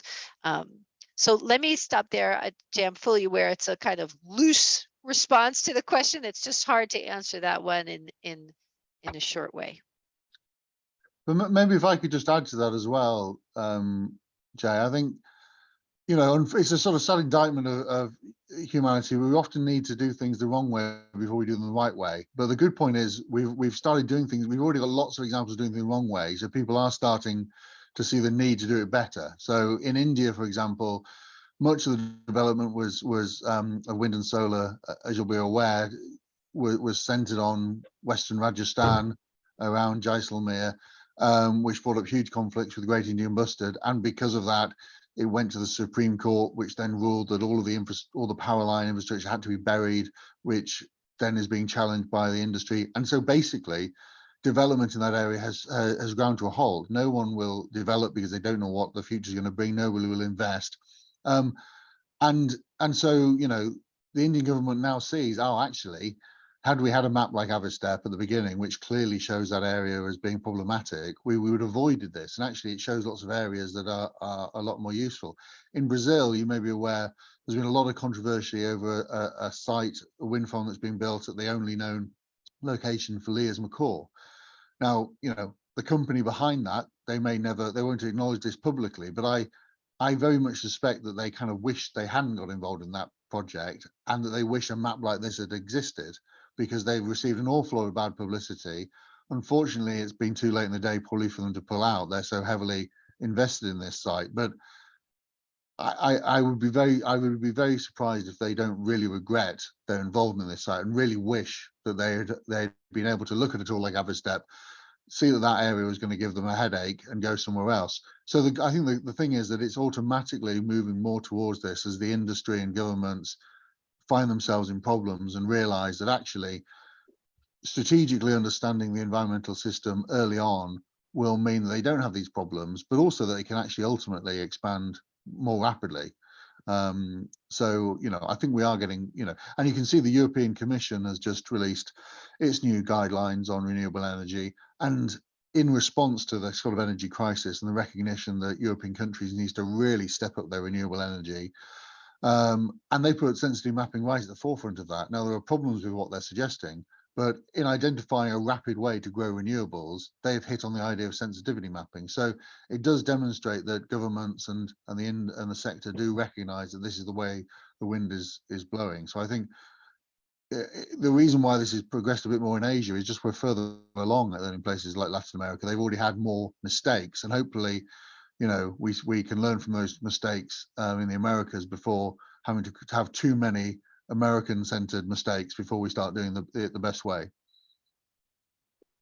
Okay, thanks, Tris and Laurie, for this exchange. I see that there is a question in the chat raised by Mr. Gabriel Valdez, but it's in Spanish. So I call to our translator, Ivan, if you can translate and maybe ask the question to Laurie and Tris. Thanks, Ivan.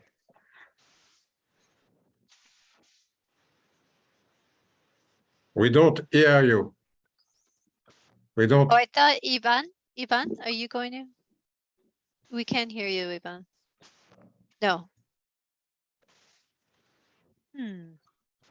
Yeah, you don't have your mute. I could see you're not muted on your side, but it must be something else. I could read. Yep. Yes, yeah, we're good. Yes, we hear you now. Yes. No, we don't hear you. Not now. In the meantime, we're going to read Mr. Valdez's. First of all, Mr. Valdez, incredibly happy that you're here. just to say that. Dominican And if Republic. if you can use English also, maybe don't. Even if you can use English, you speak into English, Mr. Well, he has his comment. I'm looking at his comment in the chat. I can respond to that. 1 second, I just have to read that. I'm just reading it.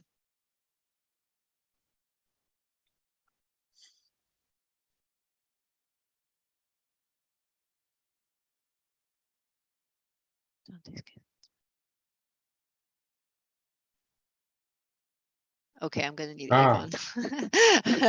I'm going to need Ivan. It's a comment and not a question, said Ivan. Oh, okay. I wasn't sure if there was a question. That's why I wanted Ivan. I wasn't sure if there was a question. But let me just respond to Mr. Valdez. One aspect in your country that's incredibly unique, I think it's really less about the migratory birds, but really about the bats. You have a massive amount of threatened bats going on there that are at collision risk, and I think that is this is very much a new field for all of Central America and South America and the Caribbean. These no one really, what we know about bats comes from North America. And like I said earlier, it's really going to be important to look at the monitoring of these bats underneath wind farms to find out, and especially for your agency, to find out the cumulative impact. The good thing with impacts on birds and bats is that there is a response. You can, we know what the mitigation is. The mitigation is essentially a pausing of those wind turbines, and it's done in many places around the world in a way to minimize energy loss. And so I just wanted to just mention, especially for the DR and other places in the Caribbean, it's really going to be that our concern is on bats. Let me just check in with Yvonne. You're there, Yvonne? Oh, how sad. Okay. Oh no, it's frustrating. Okay, we can't hear you. So let me see. Back to you, Michelle. Thanks, Laurie. Is there any other questions in for the? There's a lot of questions in the yeah. Yes. There's a lot of questions in the chat. I have no. I don't. Oh, no, that's Yvonne. No, there was just two. Sorry. No, Just no, two. no. Sorry. Yeah. Okay. So don't hesitate to, if you have questions, it's time. But if you don't have questions, you will have the opportunity to ask your questions during the last session of our webinar, which is a round table, and as we say in French, le tour de table, because it's now time to open more widely our discussion and exchange of views. We have prepared some questions that would maybe useful for this tour de table. And I can suggest to initiate the discussion the following ones. So I list them, and then, if you agree, I will propose to some of us to give their views on these questions, to answer these questions, and of course, I will quote this person. I hope they will be at ease with that. But of course, if someone else among us want to take the floor and to answer these questions, it's also obviously welcome, and it will be very appreciated.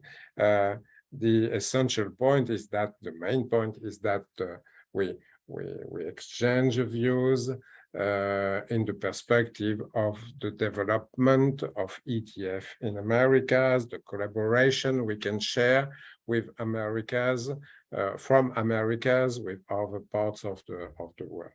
So the questions are the following ones. What are the biggest challenges to foster international cooperation in the region in the area of renewable energy and flyways? The first question. The second question, how good is the cooperation between the private and public sectors in your countries?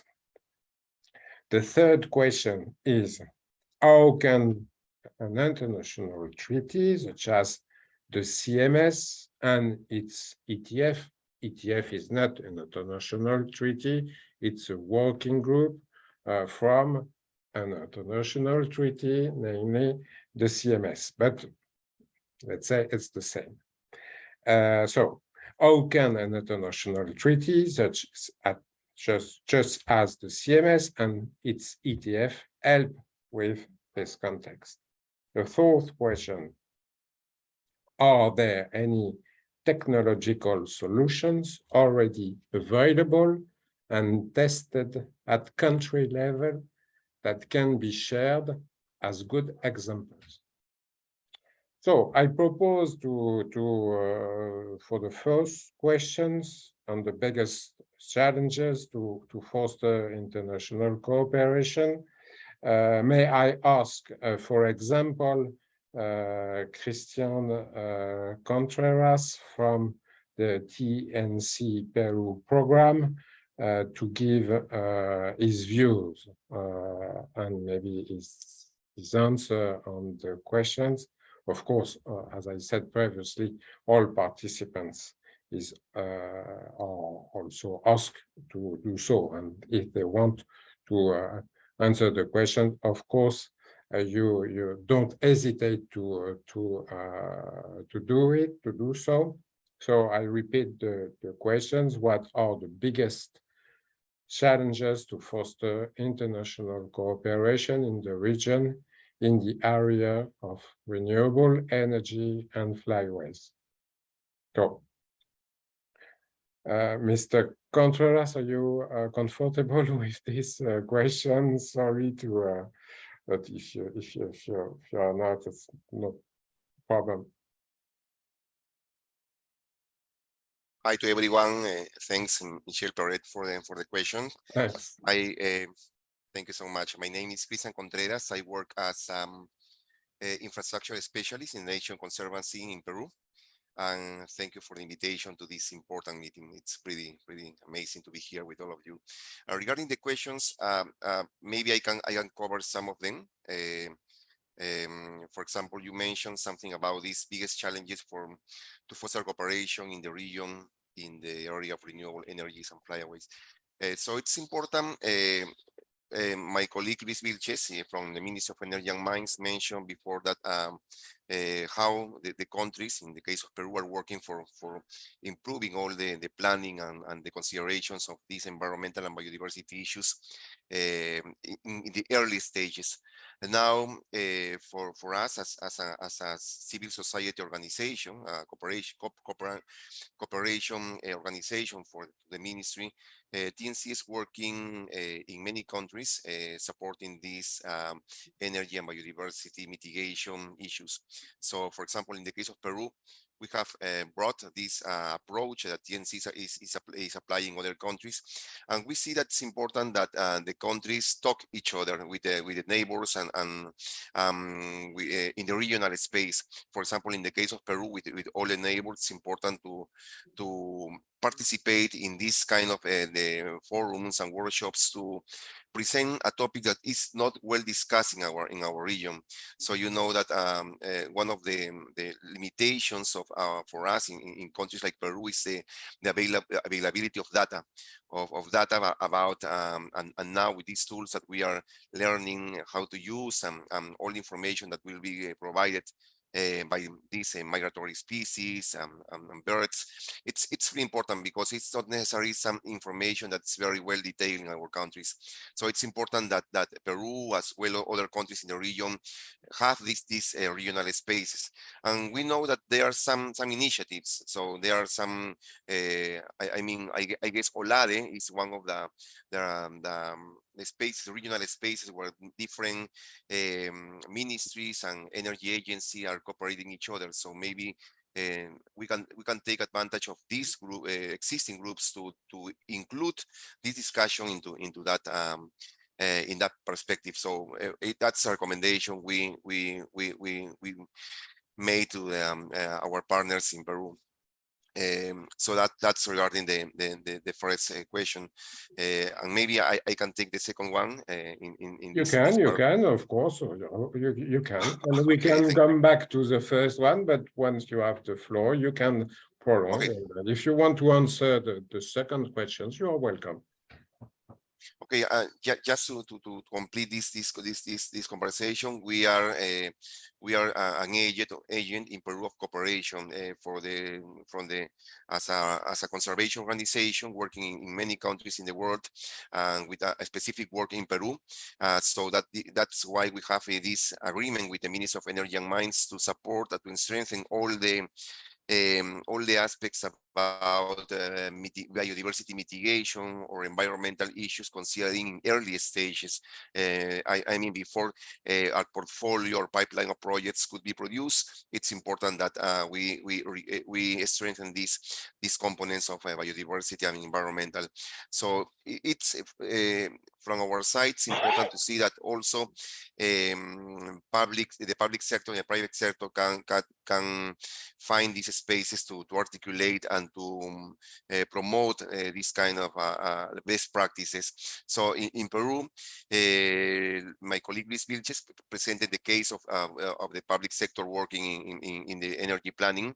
You might say, or you may know that by this time also that the private sector is also committed to advance this deployment of renewable energies in Peru. It's true that we need to adjust some regulations to allow a better participation in the market of renewable, but it's pretty interesting that it's a good articulation. So also, you know that the private sector could be very interested to know these kind of tools, for example, like you presented in this workshop or other that we are producing. The idea is to bring sustainability at the earliest stage of the projects.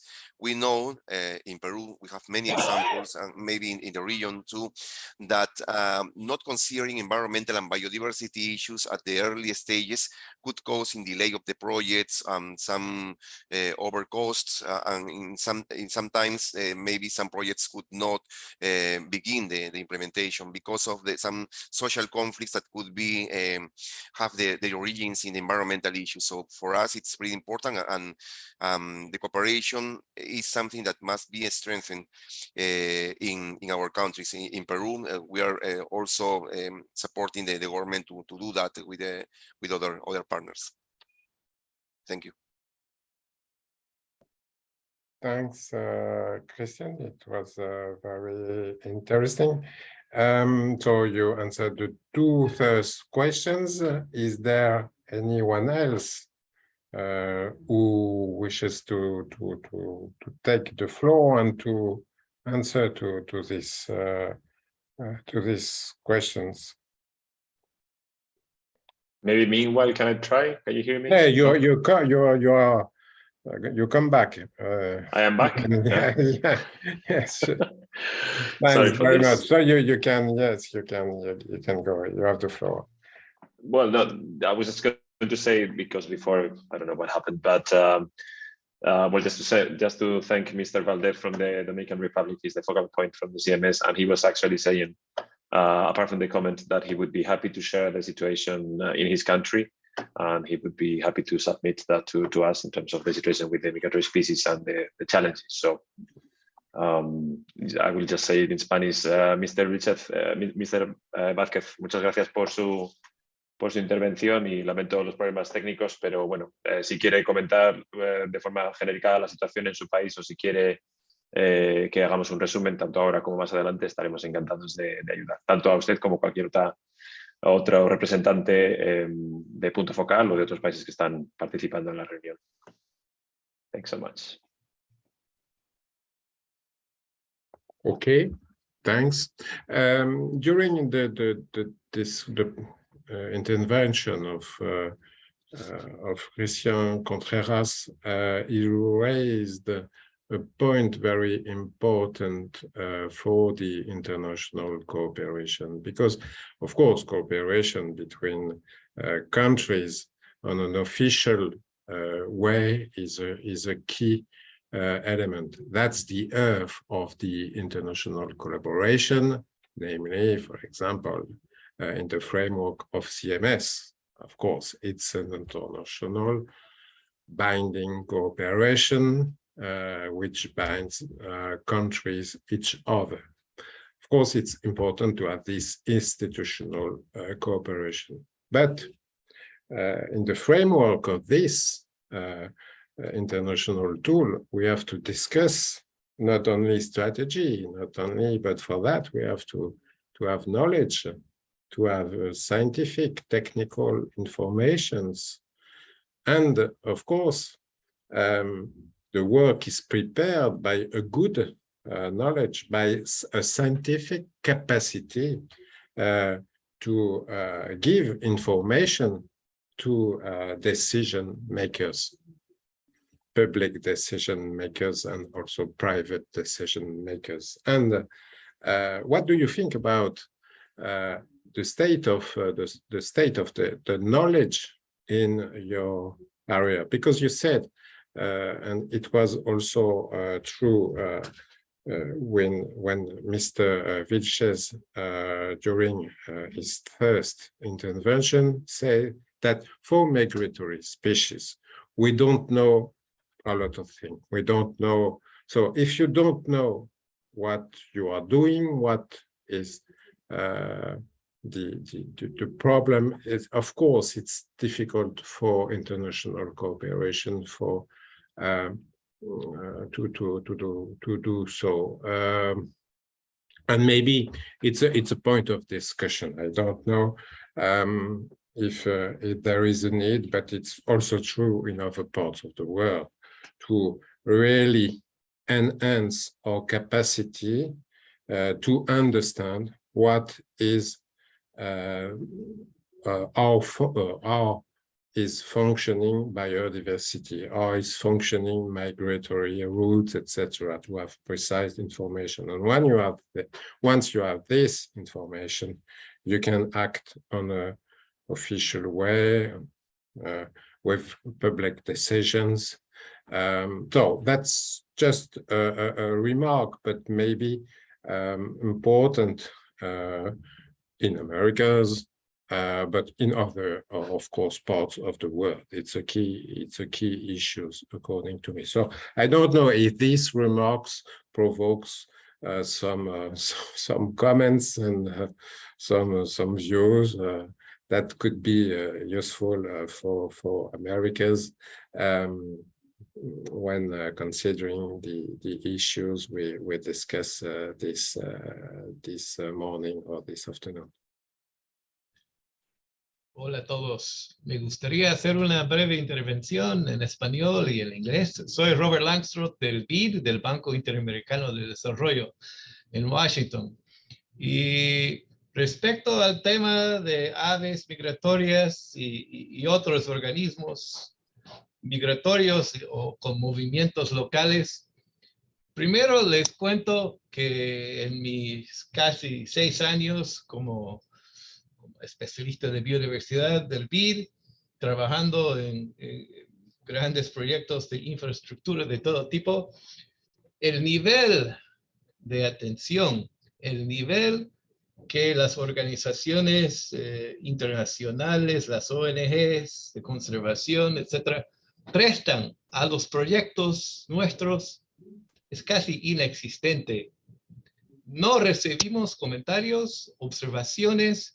El BID sí divulga, el BID sí publica, hace el esfuerzo para compartir información sobre sus proyectos, sus planes, pero les comento que a nadie les parece importar lo que pasa en nuestra región en cuanto a especies migratorias. Financiamos grandes líneas de transmisión internacionales, proyectos de interconexión, y no escuchamos comentarios. Yo solicito comentarios de ONGs locales, internacionales, y por algún motivo les cuesta responder o no tienen quizás la voluntad política o la libertad de responder, no sé. Pero de verdad es preocupante digamos, la falta de atención que parece haber para especies migratorias, aves, murciélagos, peces, no nos olvidemos de los peces de nuestros ríos. Seguimos con planes de construir proyectos hidroeléctricos en la región, obviamente, eso no ha desaparecido. Hay especies que se mueven en la tierra, que no son quizás directamente migratorios de larga distancia, pero construimos carreteras en la zona y recibimos muy poca, como te digo, muy poco comentario de las partes interesadas. Eso es mi ponencia breve. And quickly in English, I am Robert from the IDB in Washington, and basically I'm reflecting on the lack of attention that our projects seem to get from the international NGOs and local NGOs in regards to impacts on migratory species and biodiversity in general. You know, we're in a mega diverse region of the world in Latin America, but yet in my almost 6 years working at the bank, I can say I get very little input or feedback or comments from peers in the NGO world and the institutional world in biodiversity conservation. So please feel free to reach out and speak up. Look at our project sites. We publish all of our EIAs for category B projects, category A projects. It's all out there. Please comment. Thank you. Thanks, Mr. Langstroth, for this intervention. I see that Ivan has raised his hand. So, Ivan, you have the floor. Thanks, Michelle.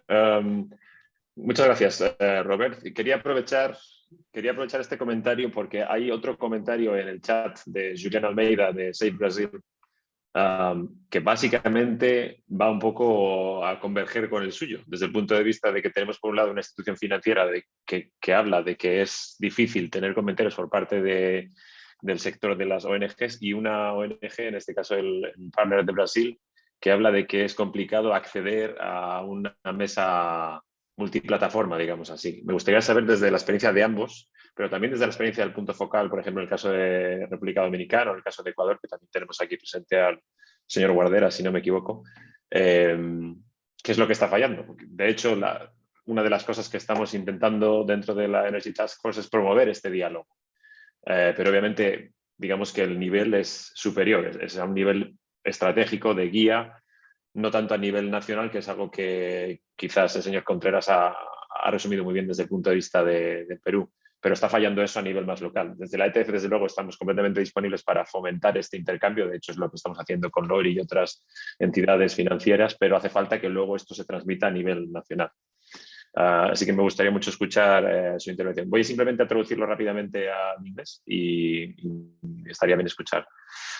So just quickly in English, I was just saying, well, first of all, thanks to Mr. Langstroth, and also saying that his comment really comes to meet what Julián Almeida from Save Brazil is posting on the chat. So we have on the one hand, one financial institution saying that it is quite difficult to get comments from the NGO sector in this particular case, and on the other, the NGO sector saying that they are lacking this kind of access to multi-stakeholder platforms where they can discuss and they can have access to. So clearly something is missing. The ETF can help, let's say, at a higher level, because we are here to offer guidance and to promote exchange and debate. But definitely there is a second step at national level where we can promote and we can help, but we won't be able to be, organizing national meetings. Nevertheless, it would be really nice to understand from the bank, from Mr. Valdez from Dominican Republic, from Mr. Guarderas from Ecuador, they are both focal points. How do they see that we can close the gap, and also from the NGO sector, Juliana and others, to understand what could be done, because it could be that this is a priority for the ETF in the region. Thanks. Okay, thanks, Ivan. So I propose to answer to this question, which is kind of the third question, but I would like to give the floor to Lori. She has raised her hand before, and I have to inform that, unfortunately, she has to leave us in a few minutes. So I have a question for her, because we have to take advantage of a great experience, and to ask her the second questions, to give her the opportunity to answer this question. I remind you this question: how good is the cooperation between the private and public sectors in your countries? I think I have prepared these questions, but feel free if it's not the Sure. I think it's the right question. Yes. Well, Laurie. maybe before, and thank you, Ms. Ray. Before answering that, maybe just to follow up on this dialogue between Robert and separate questions of Juliana, because they do interconnect in a way. Let me start with Juliana's question. Save Brazil is one of the few organizations that does have wind wildlife, expertise. So it's a rarity. And there are many ornithologists that, like I said earlier, are great ornithologists, but they might not necessarily understand wind wildlife science, which is a completely different discipline, really. And Save Brazil has that. Now, in the projects I've worked on in Brazil, Save Brazil was not around. It was the consultants, principally JGP, if you want to name, that is working for every one of these developers and doing it very quickly. And they know how to do this work, let's say to meet, and in Brazil, it's largely going to be state government permitting rather than, at the federal BAMA level. So, and that's unfortunate. So we absolutely, speaking on behalf of a lender now, we very much welcome when bird-focused NGOs or bat-focused are involved in projects in actually doing the baseline studies and doing them correctly. And also the independence that also provides, having an NGO doing those surveys provides a certain amount of independence. In India, Tris mentioned Rajasthan. There, we essentially had to force the company to hire the local BirdLife, team there to work for some of our countries, some of our projects that we were financing. In that case, they were not so familiar with wind wildlife methods, and we worked with them, and they're learning with time. And in other places I could think about, in Serbia, we worked with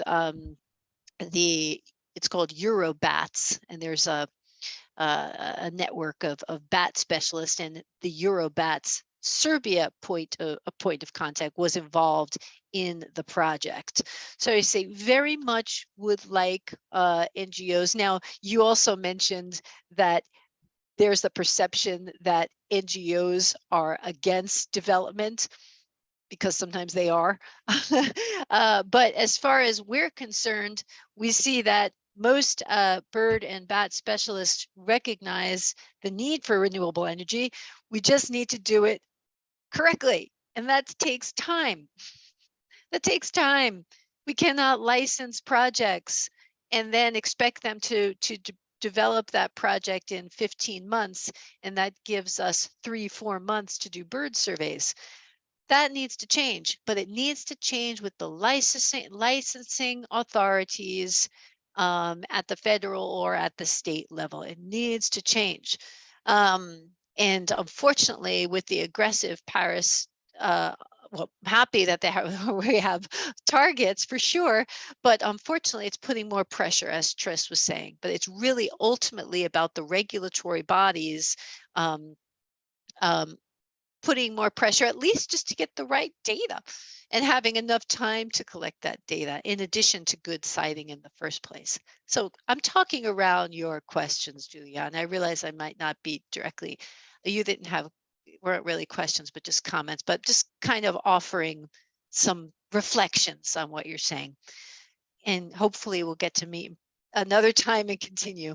On Robert's point, I think BEAD, the Inter-American Development Bank, which is BEAD in Spanish, for those who are not aware,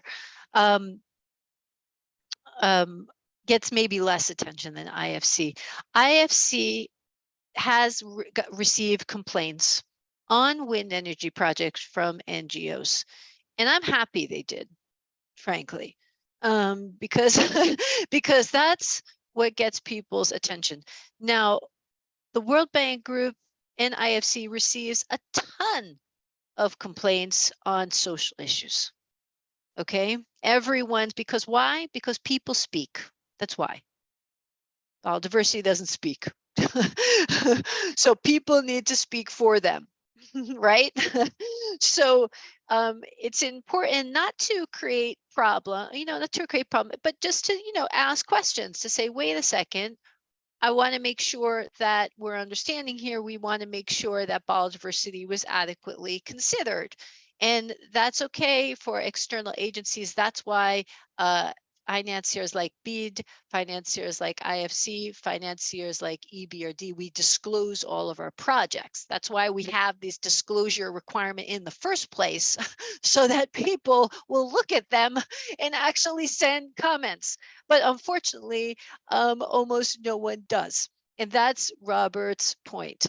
And like I said, for social issues, there's no lack of comments, okay? But for biodiversity, where those plants and animals have no voice, there are not a lot of comments. And unless there are, the curve is not going to be bent. People need to make their voices heard for biodiversity. Maybe it's going to end with, one more point on this. It's not only wind energy projects, it's transmission and distribution lines. This is the biggie. And these are public sector most of the time. You do have some private sector, but you largely have public sector. These projects go under the radar. And especially distribution projects, the extent of electrocution risk, it's massive. Little less maybe in Latin. I mean, that really happens when you have a steppe landscape, and the birds are perching, or desert landscape, and then you're running distribution lines, through, and then you're creating an attractant to birds. Turbines don't attract birds. Turbines attract bats. Distribution lines attract birds. Because that's where they want to perch, and that's where they spread their wings, and that's where they get electrocuted, and it's a massive risk. So having sector-specific comments from knowledgeable, NGOs, just trying to make their voice heard, just asking questions like we all should do. I think Robert's point is just saying that, wow, it's interesting that we don't actually have a lot of them. And I have to say, for IFC, we do have some, but not a lot when it comes to, not a lot when you compare that to social topics. That's where everyone talks. So anyway, let me stop there. I'm going to have to run. It's been a privilege to be on another ETF gathering here, and I hope we get to see each other and be on future webinars again. So thanks, everyone. Thanks to the organizers as well. Thanks, Laurie. Your contribution and interventions were very appreciated, and I'm sure that you can also you can prolong your views. You can share your views during other meetings in Americas to help this collaboration and to help ETF in the Americas. So you have to leave. I would like to thank you once again for your contribution, and thanks for having answered the questions. So now we can go to the third question, but before I see that Tris has raised his hand. So Tris, you have the floor. Thanks, Michelle. Well, maybe if I could just quickly add to that last point of Laurie and of Robert. So, I mean, I spend a lot of my time on international casework, reviewing projects, often at the request of IFIs, EBRD and ADB and IFC in some parts of the world. But it's difficult because I mean there are a lot of developments out there, and we don't get paid for doing that. So one, we have a challenge of coming up with a funding model that allows us to devote the time to doing that. But I think also we have a job to do at BirdLife to properly train our partners in how to do that process. So unfortunately, we often have partners can either go two ways. You know, two examples from Central Asia recently, we had a partner in Uzbekistan who ADB really wanted them to comment on a development, and all the partner would say is, this is a bad wind farm, we don't do it. And I had to explain to them that, you know, it's the government that has determined this site. ADB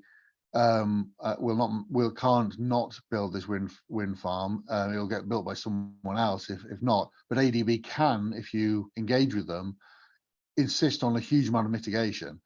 And when they sort of understood that, they were able to contribute, and we have some really good world-class mitigation now in place on that development. So a lot of our partners, need to be trained on how to engage, because their normal reaction is often just to keep saying, don't build it. And you know that often isn't useful information for the financiers who are not making that decision. They want to know, how do we get it to meet our biodiversity standards? The other end of the spectrum, and we had this with the Azerbaijan Ornithological Society, is that a development had gone to them and they had said, oh, that's fine, don't worry about it.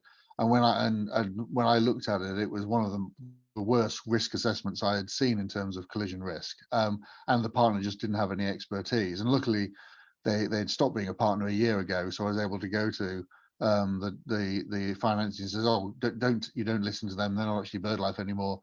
This site is risky, and you do need to think about it, a lot of mitigation to make it safe.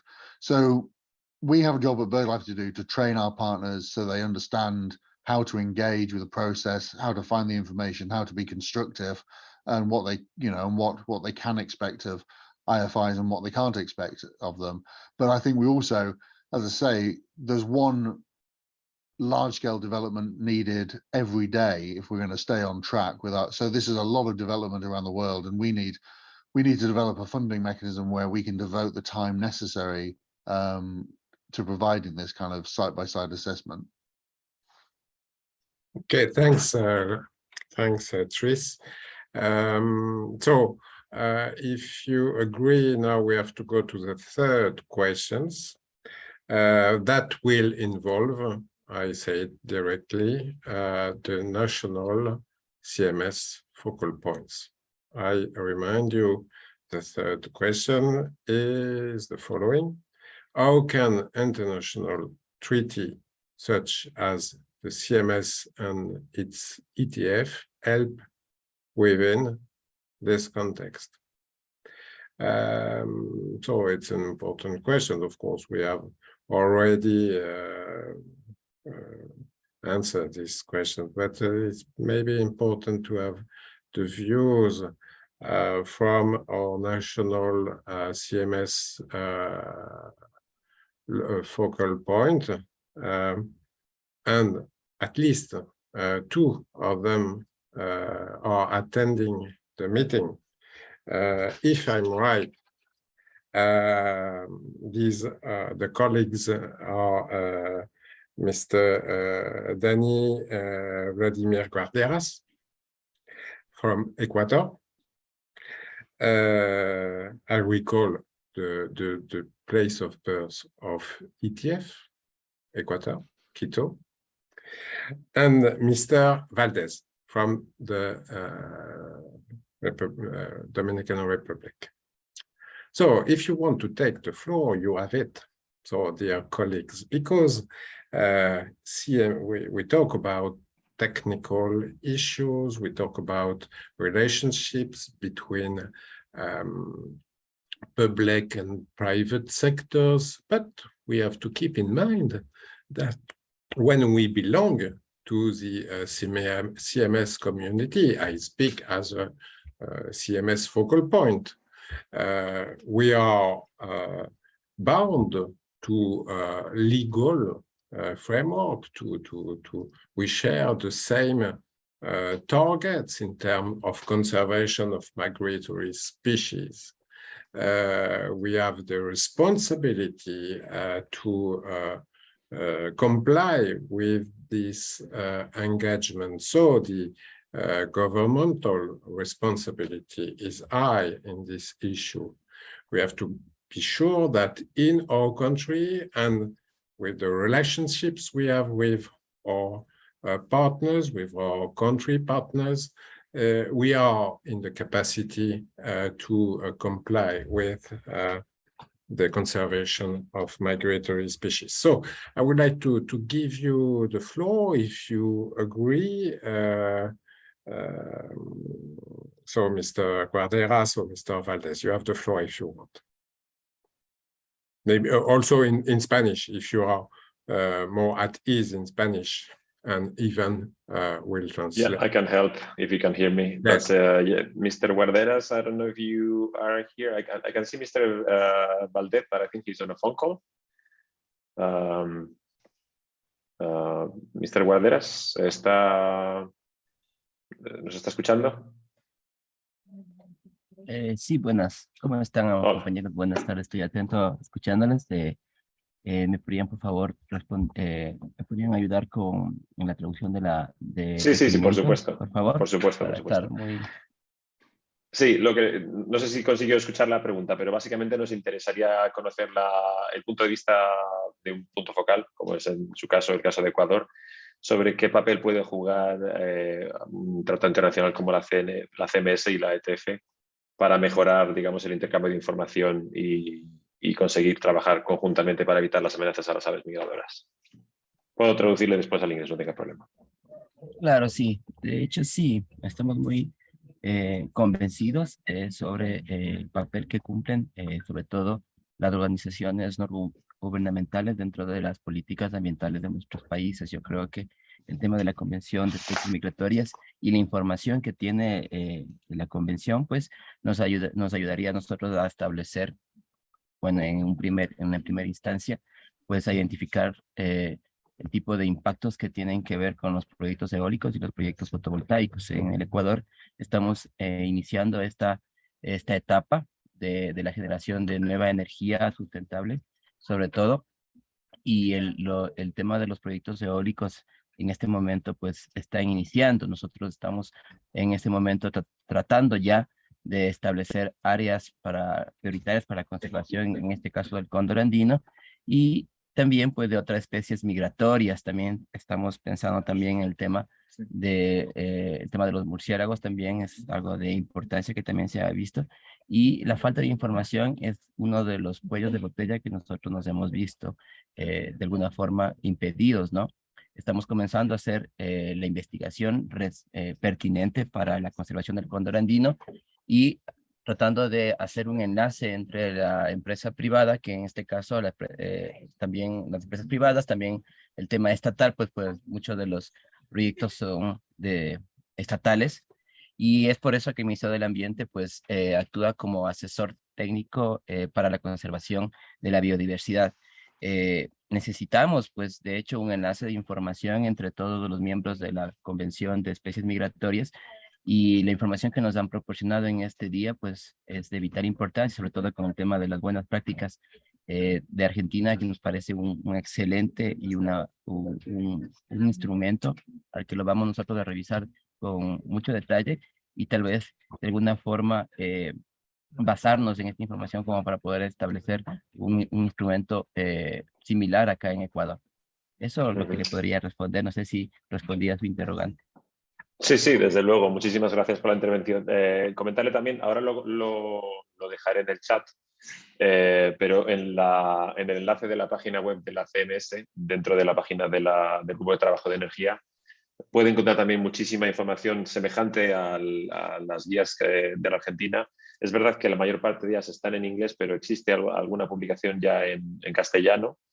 Y simplemente tiene que ir a la sección de recursos y puede encontrar muchísima información sobre guías tanto de mitigación como de colisión, como de prevención, como de impactos cumulativos, etc. Así que de todas maneras luego lo colocaré en el chat. Pero muchas gracias por los comentarios. Es muy importante entender un poco mejor cuáles son las necesidades, y usted cita aquí trabajo público-privado y la falta de información. Simplemente decirle a usted y a los demás participantes que estamos trabajando en una lista de contactos que pueda estar disponible a nivel nacional. O sea, básicamente cada uno de los países podría entrar en nuestra página web y encontrar un listado de expertos de ornitología o de energía eólica, un poco lo que estaba comentando Tris de BirdLife, para evitar que a veces cuando llegan estas propuestas a los gobiernos no exista, digamos, un acceso rápido a los mejores consultores o a las mejores entidades que pueden aportar información para contribuir al planeamiento estratégico. De la misma manera, si ustedes tienen algún tipo de solicitud sobre temática específica o incluso traducción directamente de alguna de las guías que están en la página web, no duden en comunicarlo porque puede ser una de las prioridades para la ETF.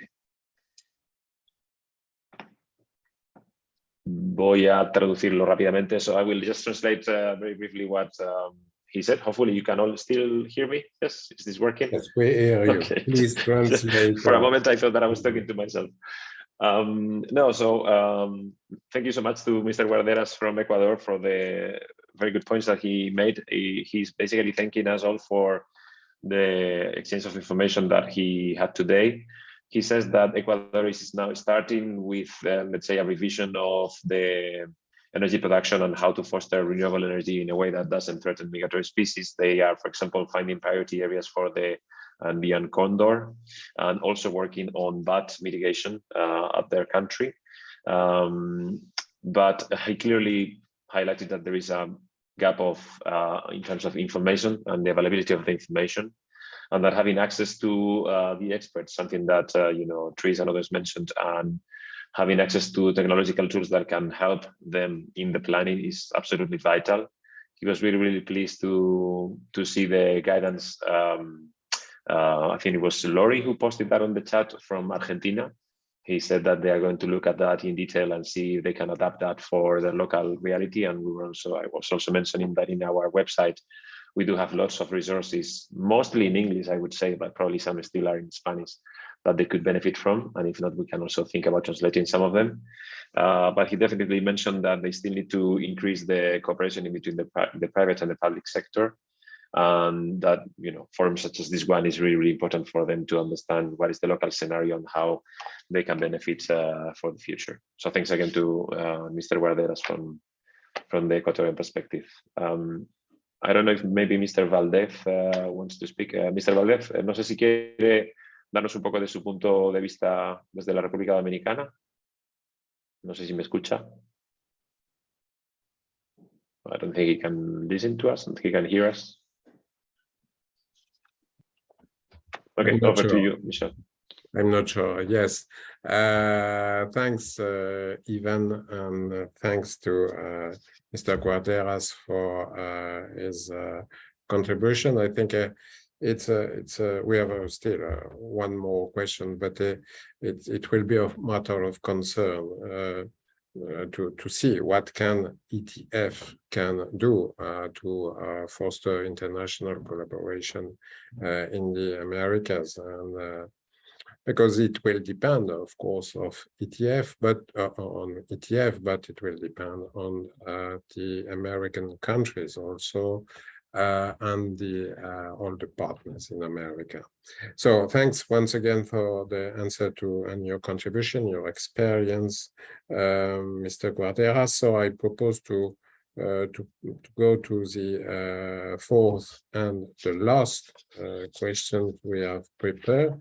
So I remind you what is the questions. Are there any technological solutions already available and tested at the country level that can be shared as good example. So this is a question on techniques. We have seen the importance of technical approach, both with the presentation of Laurie and the presentation of Chris in for two specific issues, but two specific, very important issues. The mapping, the sensitivity mapping, and also the guidance on the assessment of impacts of wind turbines. So for that, I propose to give the floor to Mark Ross Alliston from the Bureau of Oceans and International Environmental and Scientific Affairs from the US Department of State. If you agree, Mr. Alliston, can you give us your contribution to these questions?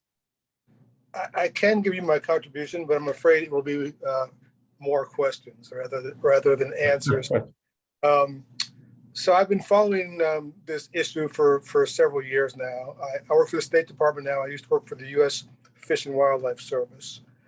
And wind power has always been somewhat problematic, obviously, in terms of bird and bat mortality in particular.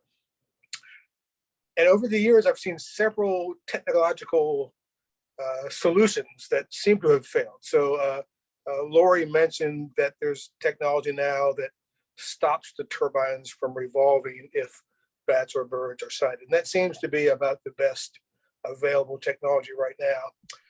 Previously, there were thoughts, and there's also very good information on lighting, proper lighting of the towers and the turbines and the cables is very important. But previously, there were other technologies that seem to have failed, and somebody can correct me, but sound deterrence, for example, was one that had some footing.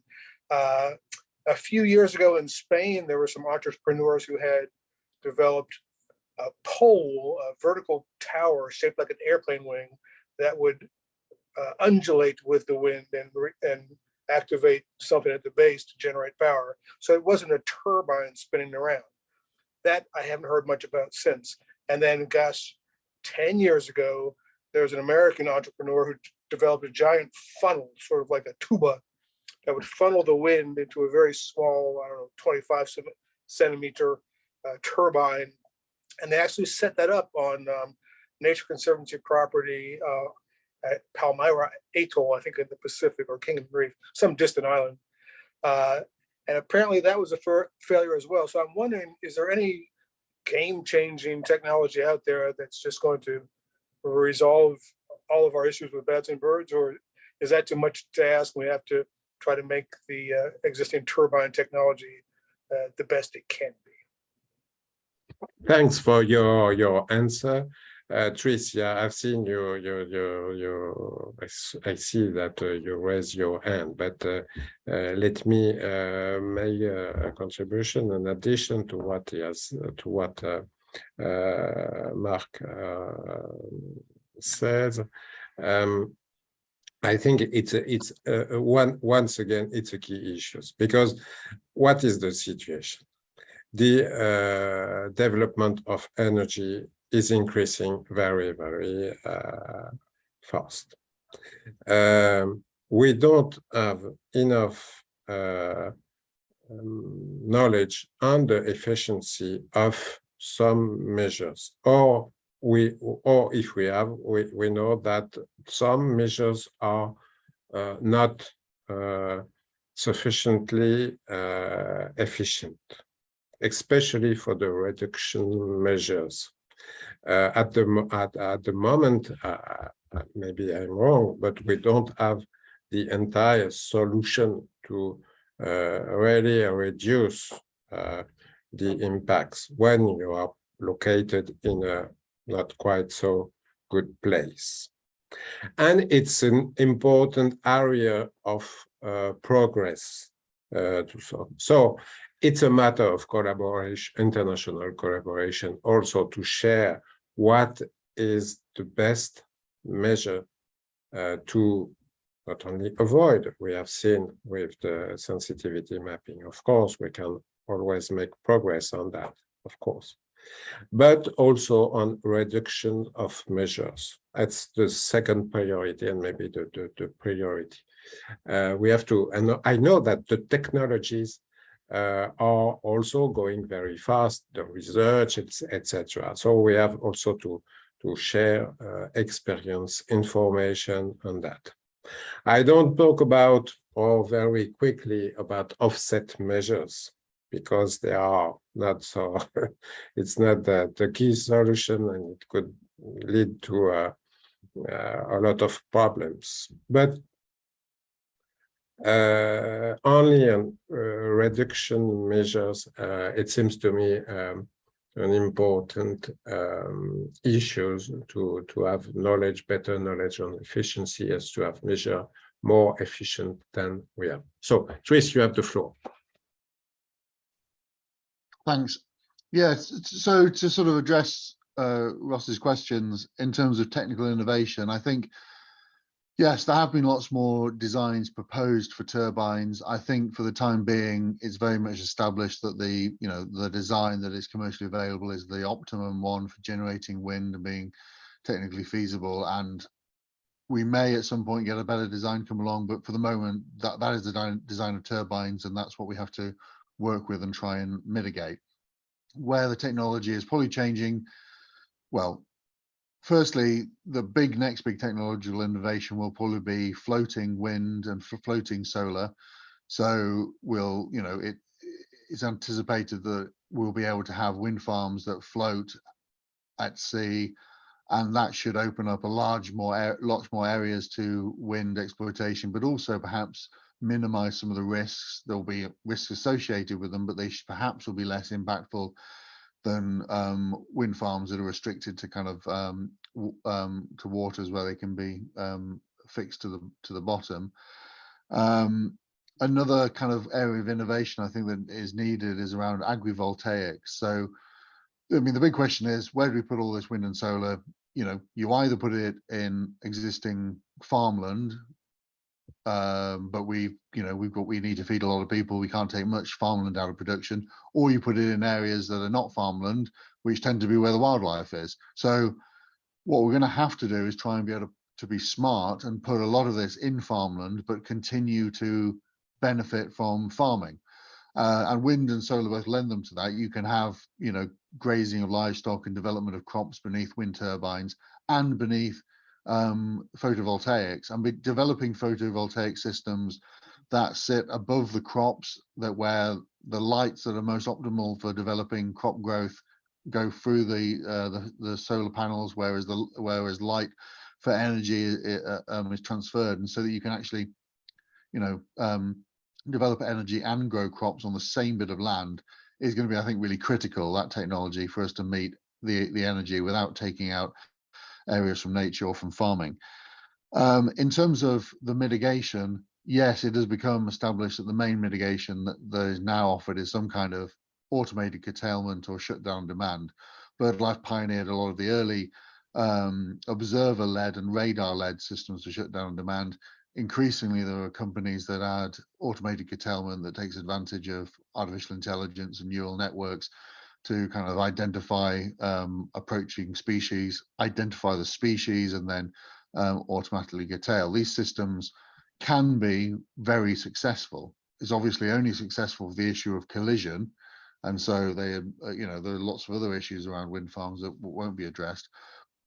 But unfortunately, they're now the solution that is suggested for any kind of issue. If you suggest that anywhere is bad, they say, oh, it's all right, we'll use automated curtailment. And whereas there is some evidence for some groups of species in certain locations, there is far from comprehensive evidence for the full range of species. So we really need to see a lot of research into which of these systems works and under what circumstances. I very much hope that'll be one of the next best practice documents at the Energy Task Force is able to develop. We'd really like to actually sit down and assess these range of automated curtailment systems and shutdown demand, and make some recommendations about what are the best systems in different locations with different species, what circumstances they work and they don't work. So I'm hoping that's a bit of work that we can do in the coming months. Thanks, Tris. There is another request for the floor, Mr. Diffenderfer. So you have the floor. You can. Hi, everybody. I just wanted to follow up on Tris's comment, and I think there are still, on the bat side of things, there's still plenty of work to do on deterrence. I mean, there's some evidence that ultrasonic deterrents work to some degree, but we don't know what species they work on, if it's universal, where in the world they work, where they won't work, et cetera, et cetera. There's a lot more work to be done on that. And I think another technological sort of direction that we need to think about is that wind turbines are going to be able to operate in lower wind speeds and still produce electricity in the future. They're going to be able to expand into places that they can't economically produce wind in now, and they probably will move into those places. And that could result in more conflict, but it also might allow some flexibility where a country might be able to avoid highly sensitive areas and put wind in places that they couldn't put it into before. So it can be both a problem and a potential solution, but I think it's something to think about into the future. Thanks very much also. So the time has passed very fast because we are now nearly at the end of our meeting. 2 minutes. I think it's the same 2 minutes in America and in Europe, so 2 minutes. So we have to thank warmly the colleagues who attended to the meeting. But before, it's up to the chair to say some words in terms of conclusions. But it's not only to the chair, it's up also to the CMS Secretariat to close the meeting and to give its views on the conclusion that we can draw of our meeting. So if you allow me, I give you the floor because on the agenda it's written that also you have to be involved in the closing remarks. And I think it's important because ETF is a technical group of the CMS. And of course, what we can do to better implement, to better spread ETF in Americas will be under the CMS, and because it's part of this collaboration in America in the framework of CMS. So maybe I give you the floor for also the closing remarks, and I will at the end close officially our webinar. Okay, thanks, Michel.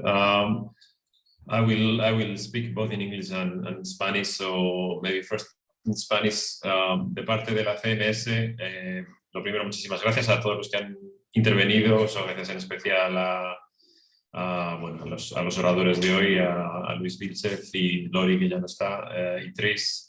Muy agradecidos por vuestra participación. Comentar, como hemos dicho, que esperamos este sea el primer taller de varios que podamos dedicar a la región americana. Idealmente queremos realizar por lo menos uno que sea de forma presencial. Nos interesaría mucho conocer la visión de los socios de la CMS para eventualmente pensar en la forma conjunta de realizar una reunión. La ETF se reúne, como dije, por lo menos una vez de forma oficial al año. Por causas de la pandemia, esta reunión se realizaba en los últimos 2 años de forma telemática, pero el próximo año nuestra idea es realizar la reunión de forma presencial. Se discute el plan de trabajo general de la ETF, pero bien podríamos pensar en una reunión en la que se realizase la reunión general de ETF y luego un día específico sobre las prioridades de América. Así que queda aquí el convite para, sobre todo en nuestros puntos focales o países representados en esta reunión, si están interesados, para que nos manden un correo y pensemos de forma conjunta en cómo realizar esta reunión. Y por lo demás, la puerta está abierta para recibir propuestas y comentarios. Nuestra idea es revisar el plan de trabajo de América e intentar disponibilizar más información en castellano y portugués. Y bueno, fomentar este tipo de interacción. Así que cualquier comentario es bienvenido. Y agradecerles de nuevo la participación.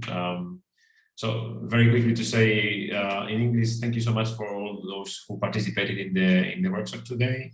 Special thanks to those who spoke, but also to those who intervened. I think it's been really great to have this level of discussion, and it's been great to have some country representatives from the CMS.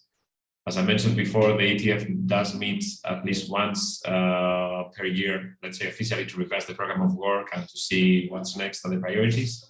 And it would be really, really good to have the meeting happening in person in the Americas. So, you know, if this can happen, maybe we can back-to-back meeting with the normal agenda of the ETF. But a specific workshop on the program of work for the Americas, that would be fantastic. And so really, we are open to hear from you. Also to hear from you on the priorities for the region, translation of documents, you know, topics for the ETF to focus about, opportunities to launch through ourselves or through our implementing partners, BirdLife International, the tools that they are developing. I think Avisted, for example, is such an amazing tool that it would be great to have the support of financiers and countries. So yeah, really glad to have this debate and looking forward for another opportunity. Thank you so much. Yes, thanks, Ethan. So it's up to me to close the meeting. I engaged. We had already a very interesting discussions, and we have seen that all colleagues are involved in this issue. And please, for those who are not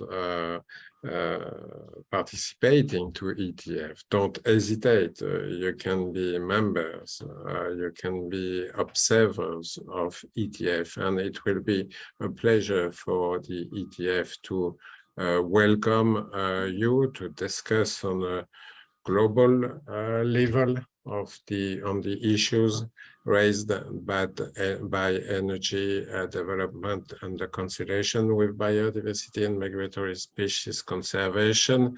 So I urge you to join. Don't hesitate. And as Ivan said, it will be great also to organize a special workshop on the issues in America once again. We have to take that into consideration and to see what is possible in terms of help of ETF to Americas, not only this webinar, but other webinars or other actions. But be sure that in the spirit of the international cooperation, we are at the disposal, ETF is at the disposal of Americas, as it is at the disposal of other parts of other continents in the earth. The energy issues is a global issue. The biodiversity and migratory species conservation is a global issues, and we have to be really together on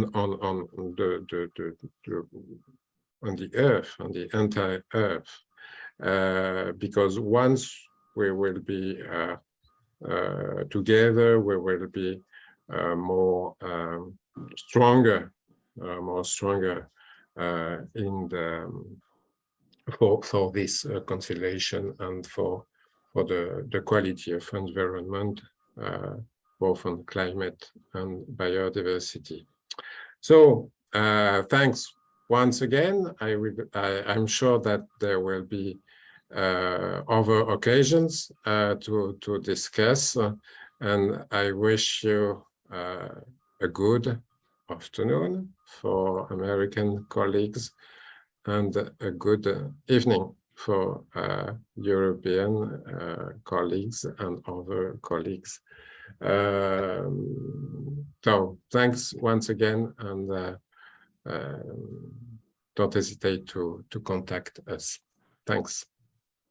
Thank you, everyone. Thank you so much. Muchas gracias. Chao.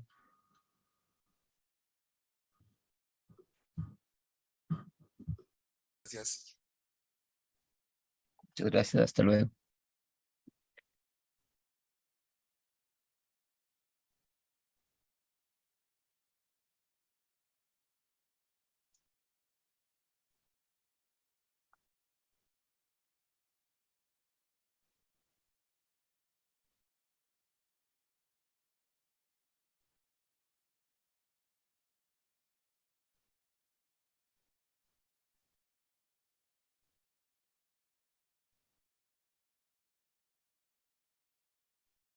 Thanks, Michelle. That was really good.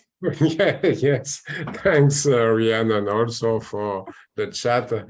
Even as left, is not Yeah. No, it was interesting. The question is that we don't have so many CMS focal points. But the main point is that I hope that there will be more members from America to join ETF. That's the main point. And the second point is how to organize regional cooperation. That it will be hard for ETF to follow all these initiatives. It depends on the countries, on the American countries also. So it's always difficult, but not only for ETF, but for the CMS to